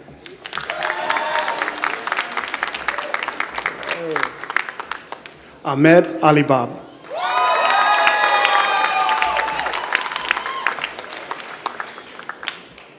James D. Filippo.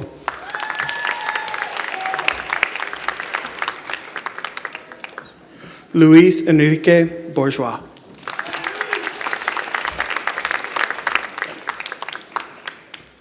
Toru Terai.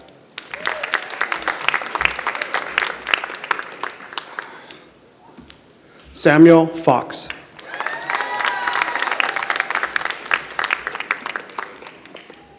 Hitomi Murakami.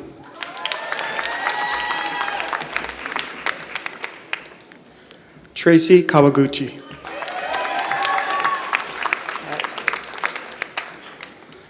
Jonathan McElroy.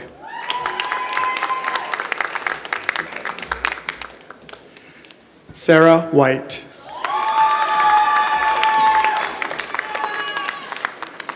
Karo Tokai.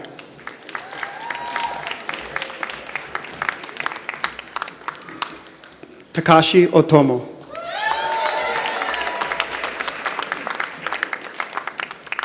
Mahito Moriyama. Hiroto Iwaoka.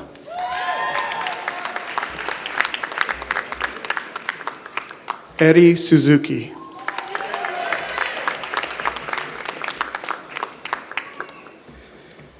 Yuhan Sun.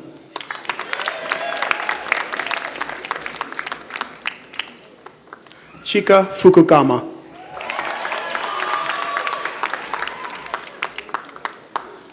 Philip Lee.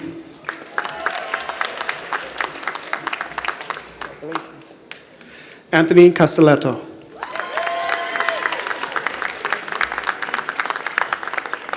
Yumi Komai.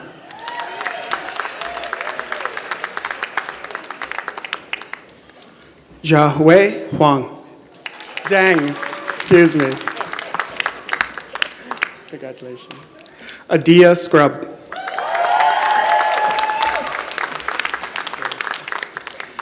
Albert Pineda.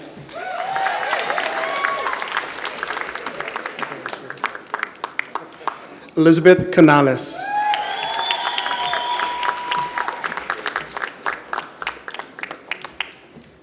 Carlos Mesa.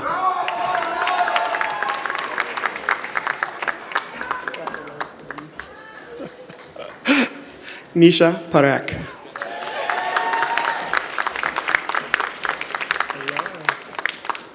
Maria Abessa.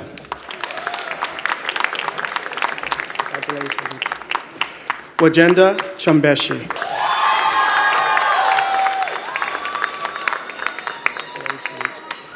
Joel Gonzalez.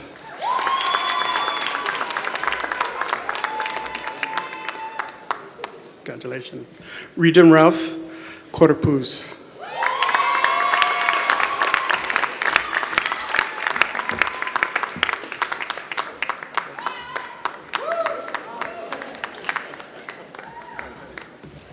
Congratulations.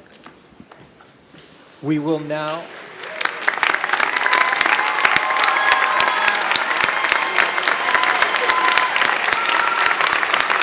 Congratulations, public policy graduates. We will now present the candidates for the Master of Social Welfare.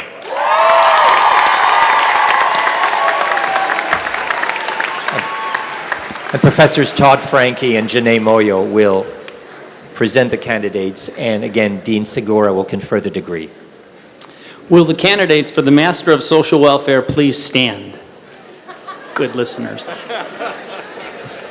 Dean Segura, I present to you the candidates for the Masters of Social Welfare. On behalf of the faculty of the Department of Social Welfare, I certify that these candidates have fulfilled the rigorous requirements of the MSW degree. By the power vested in me by the Regents of the University of California, I bestow upon you the degree of Master of Social Welfare and all the rights and privileges thereof. Congratulations.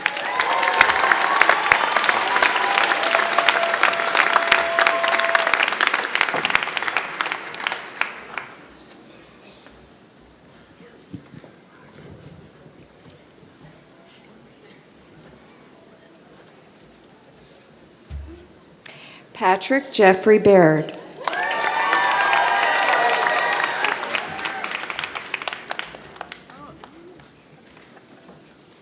Ana Esenia Chavez.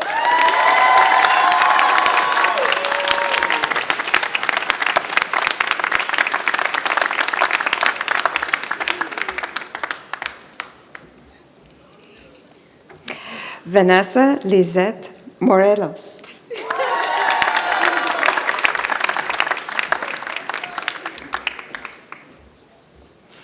Marlette Cortez.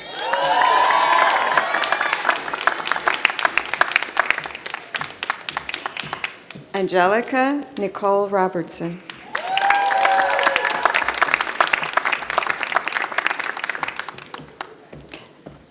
Tiffany Garcia.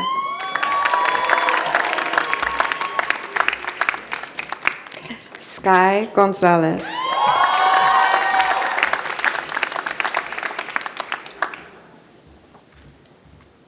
Daisy Damaris Rivera.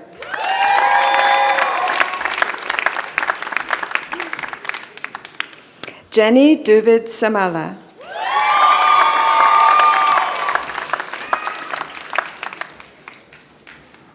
Kathleen Yvier Fregoso.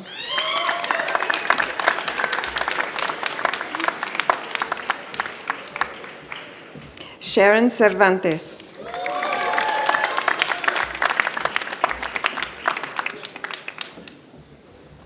Gabriela Apollonia Lafarge.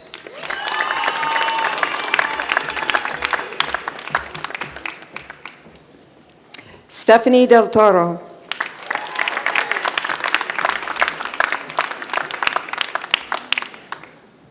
Wen Chen Annie Dink.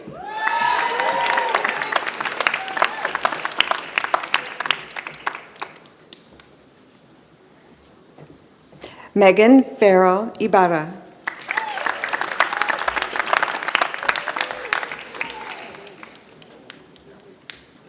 Lily Lee Yu.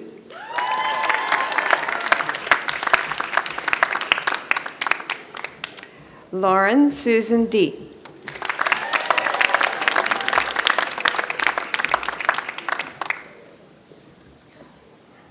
Jayanthi Kaur Daniel.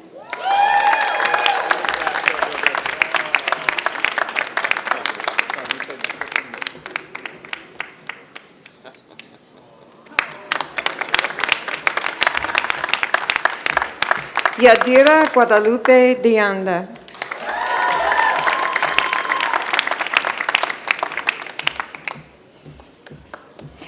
Kayla Melaine Isaacson.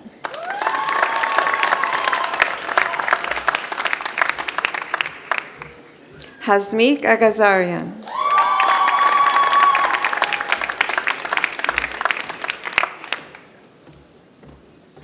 Ambar Aida Guzman.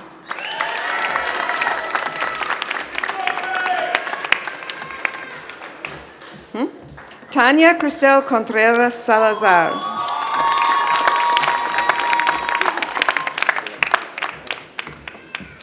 Lisa Jean Gebhardt.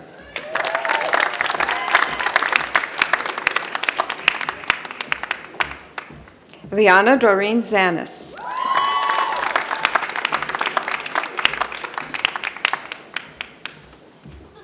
Hallie Renee Snow.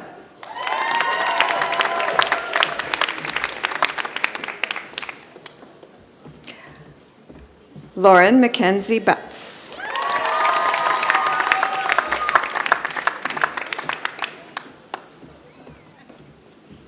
Francis Echeverria.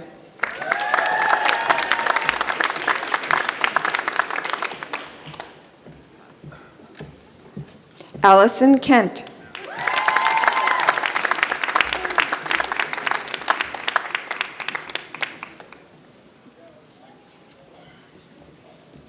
Sofiana da Silva Hoffman.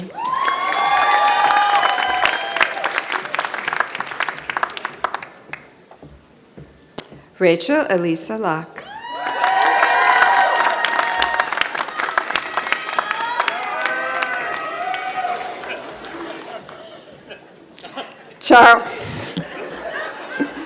Charles David Carr.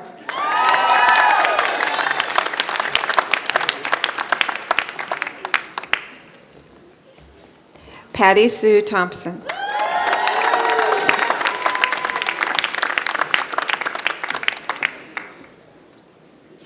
Brianne Latrice Beard.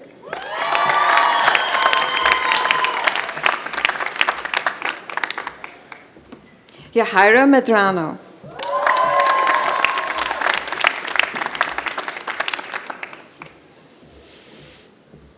Sandra Cervantes.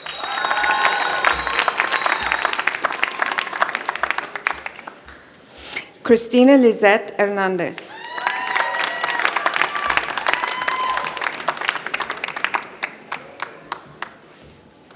Ligia Elena Hernandez.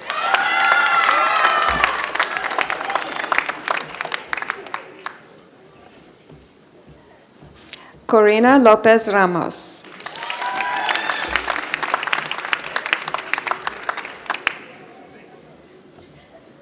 Reina Urena.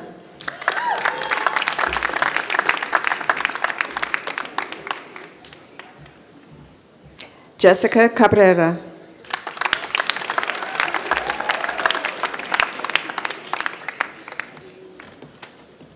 Liliana Elizabeth Galdames.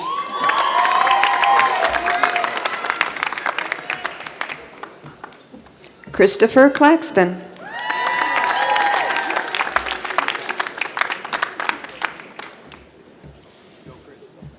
Lauren Miriam Mandel.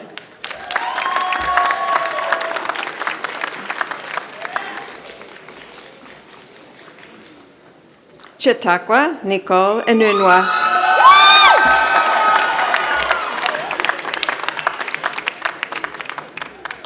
Thank you, ma'am. Adia Sherelle Ransom.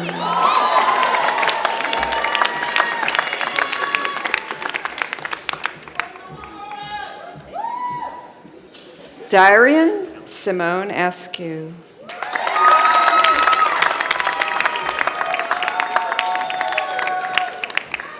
Lynn Lim.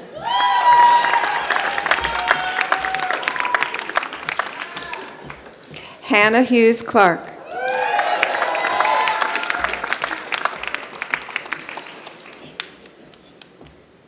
Chelsea Small.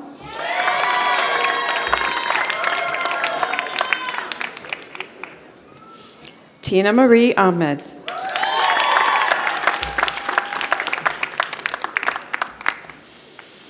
Maitreya Deva Rosilis.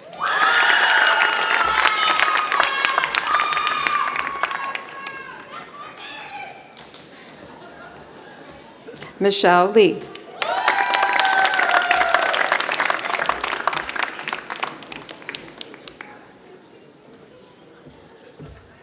Chelsea Silverman.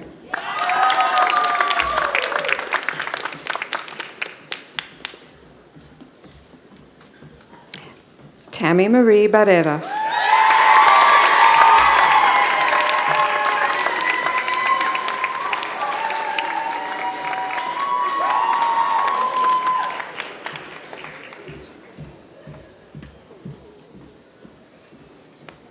Evan Capel.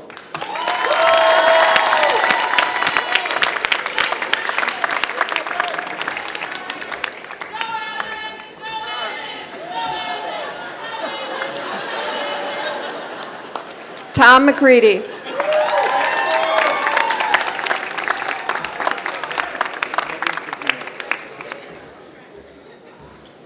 Kevin Cisneros.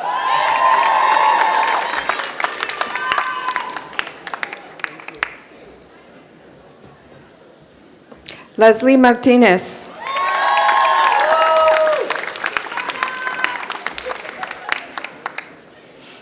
Emily Francis Bush.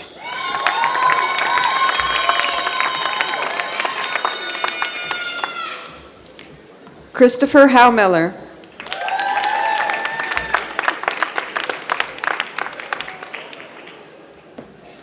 Isaac Wright.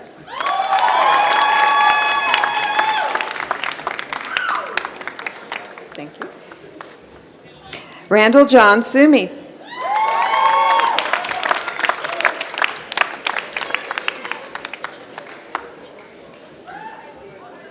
Adrian Cotta.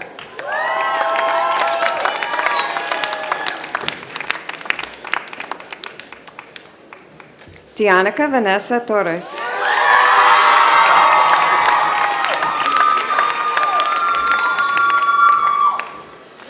Fimi Truong.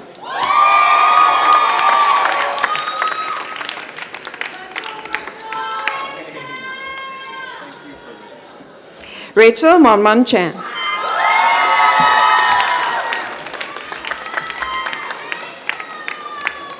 Alexa Batiste.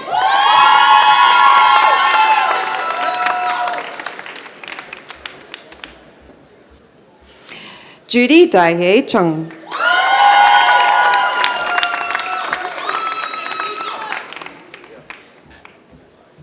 Ryan John Doherty.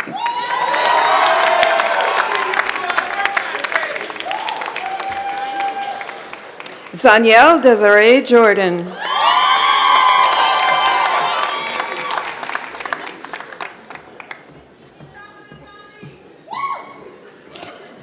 Taylor Corrine Lambert.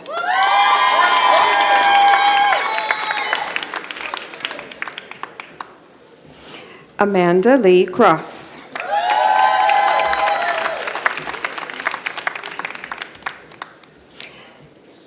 Leticia Ann Vasquez.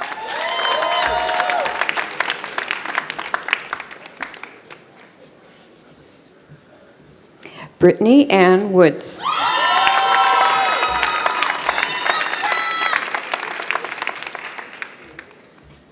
Morgan Elizabeth Rivera.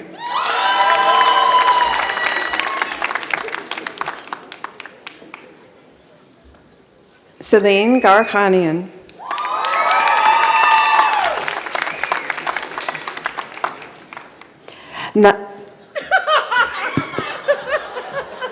Naz Miragabi.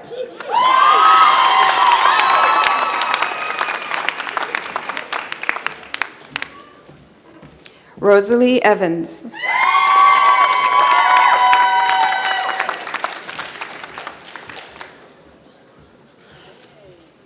Charday Latrice Collins.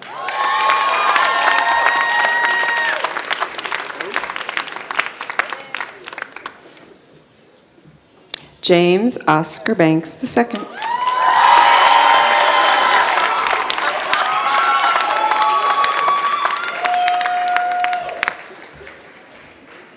Ashley Nicole Royston.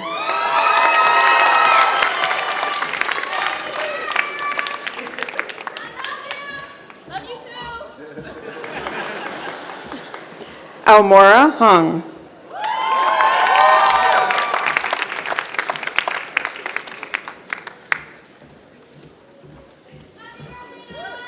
Shaheen Modir.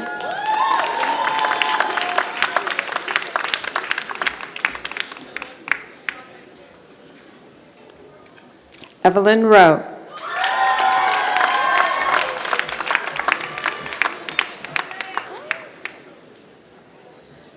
Lily Aguirre.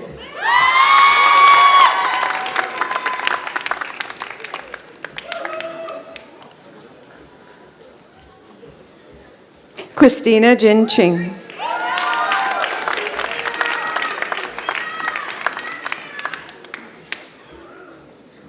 Kimberly Jean McKay.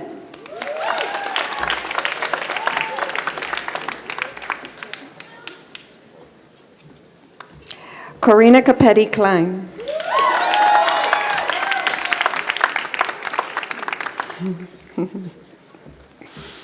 Jason Mark Cramen.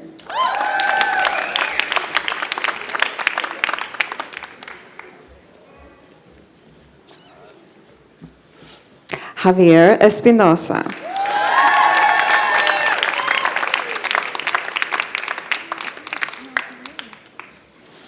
Alicia Latoya Bynum.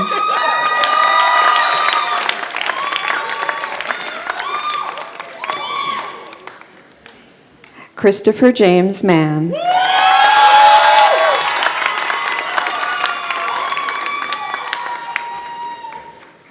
Jennifer Lee Jirius.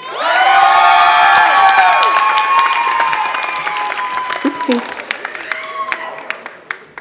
Elizabeth Nolan.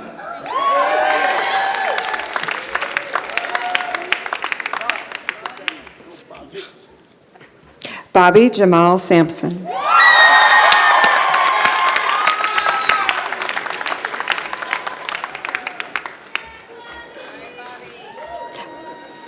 Michael John Hamer.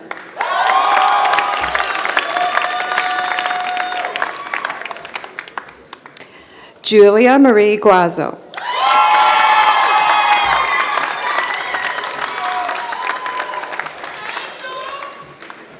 Michal Hannah Schachtman.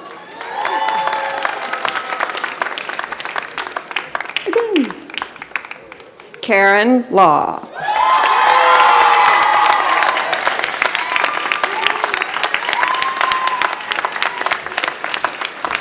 Congratulations, social welfare graduates.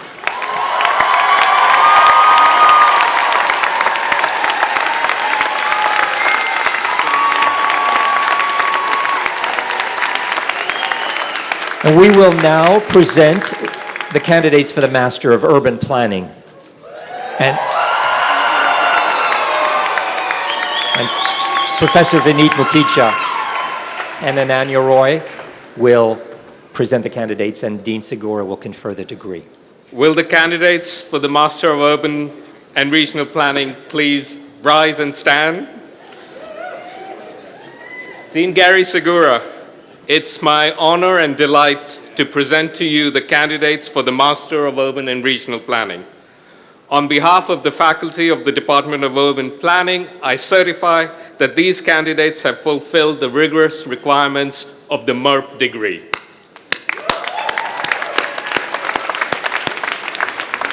By the power vested in me by the Regents of the University of California, I bestow upon you the degree Master of Urban and Regional Planning and all the rights and privileges thereof. Congratulations.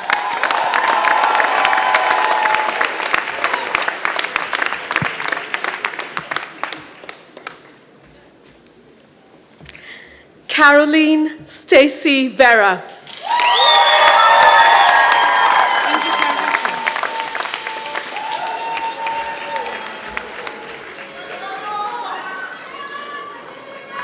Kevin Peter Johnson.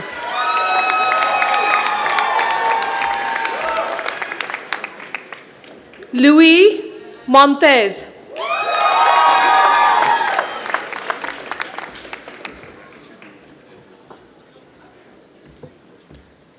Babak Durji.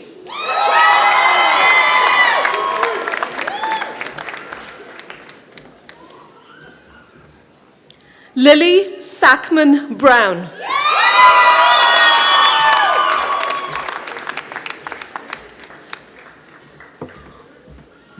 Jorge Luis Loar.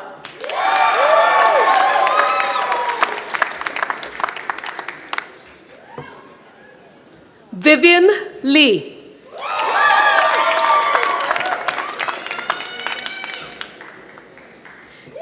Timothy Palmer Douglas.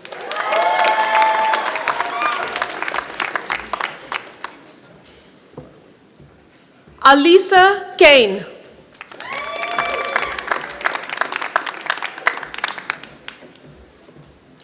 Katie Traynor.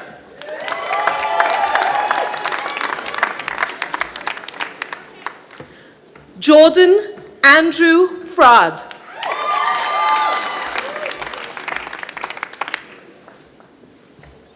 Matthew Alexander Gertz.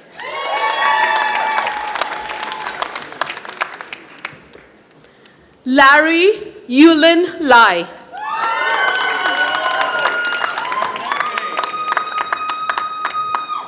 Kat Callahan.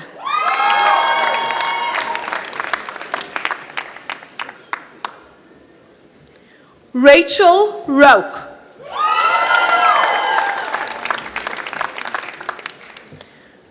Christopher George Marks.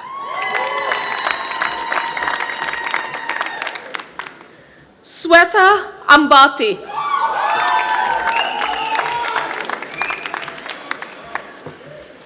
Julia Marie Heidelman.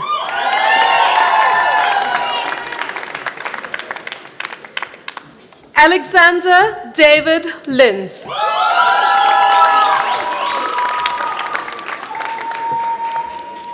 Victor Alejandro Ansley.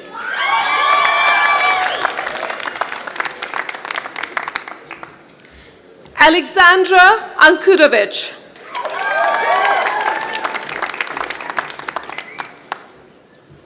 Tarasai Sibongili Kuvagumba.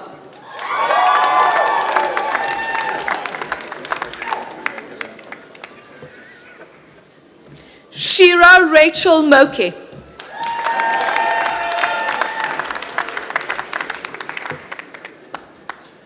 Sama Itani.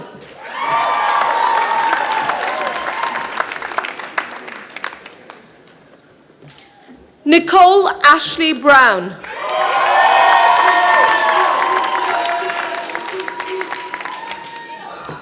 Aman Desai.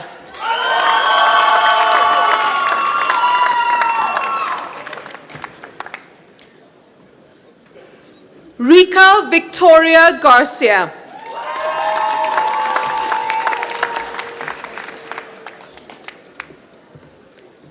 Adrian Ty Ward.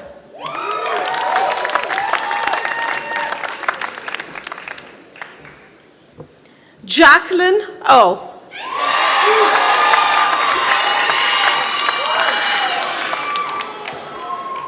Gus Wendell.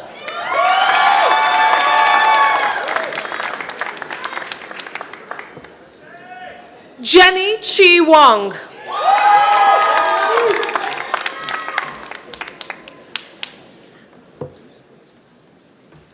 Paula Mendez.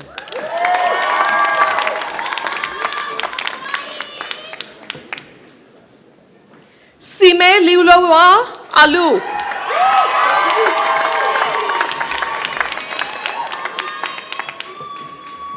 Catherine Jeanette Aguilar.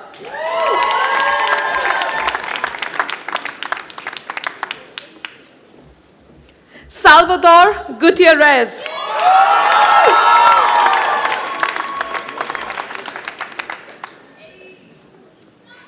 Brian James Ochoa.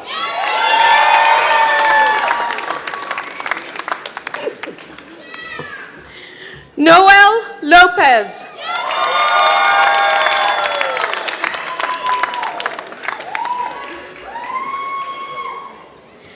Sochi Athena Ortiz.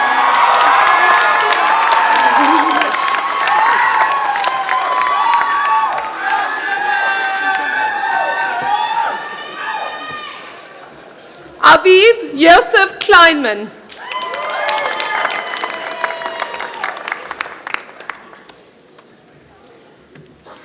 Jacqueline Martinez.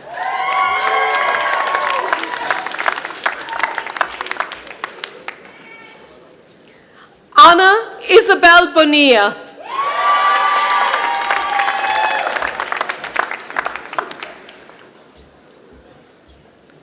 Dalia Esmeralda Arriaga.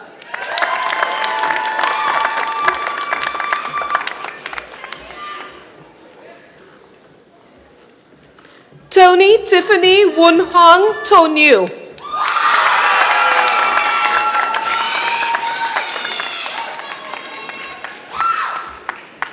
Johnny Loy Lay.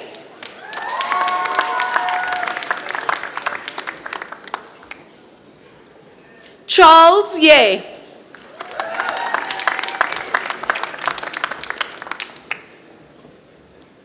Yishu Wang.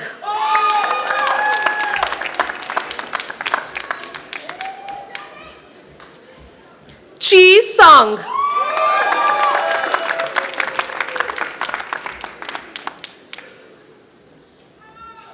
Jijun He.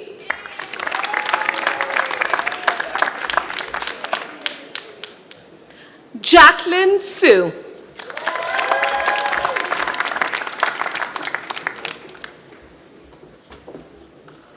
Riddhi Chakraborty.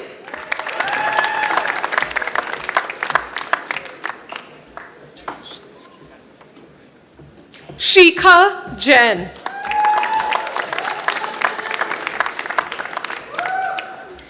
Paige Haynes Colton.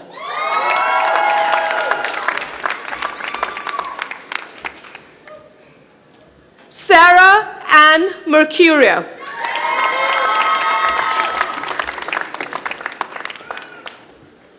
Rosemary Ann McCarran.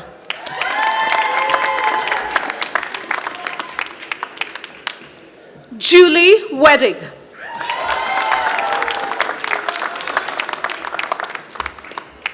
David Conrad Fenn.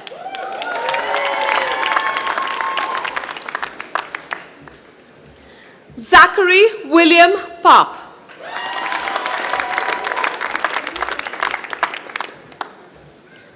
Caitlin Dawson.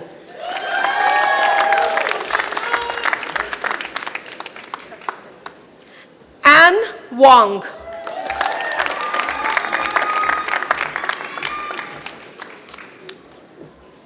Yannette Sainz Solis.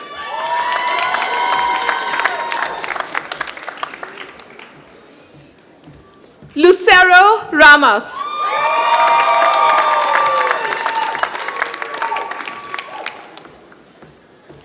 Colin James Longfellow Beatty.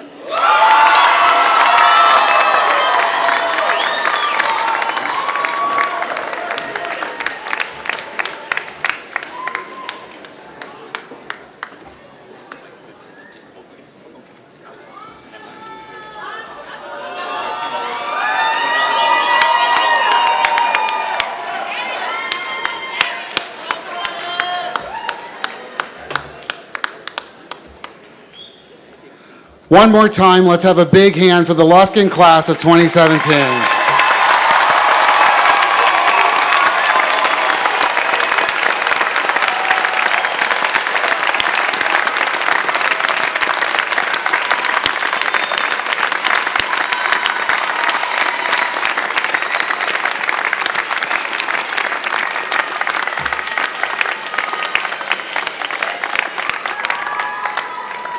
Our ceremony is drawing to a close, but I wanted to give a special thanks to the university organist, Professor Christoph Bull.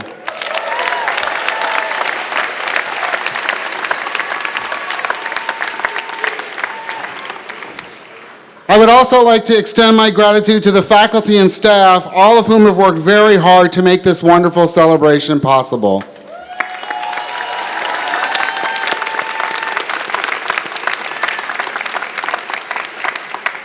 Also, a big thank you to our mayor, the Honorable Eric Garcetti, for joining us and for his inspirational message.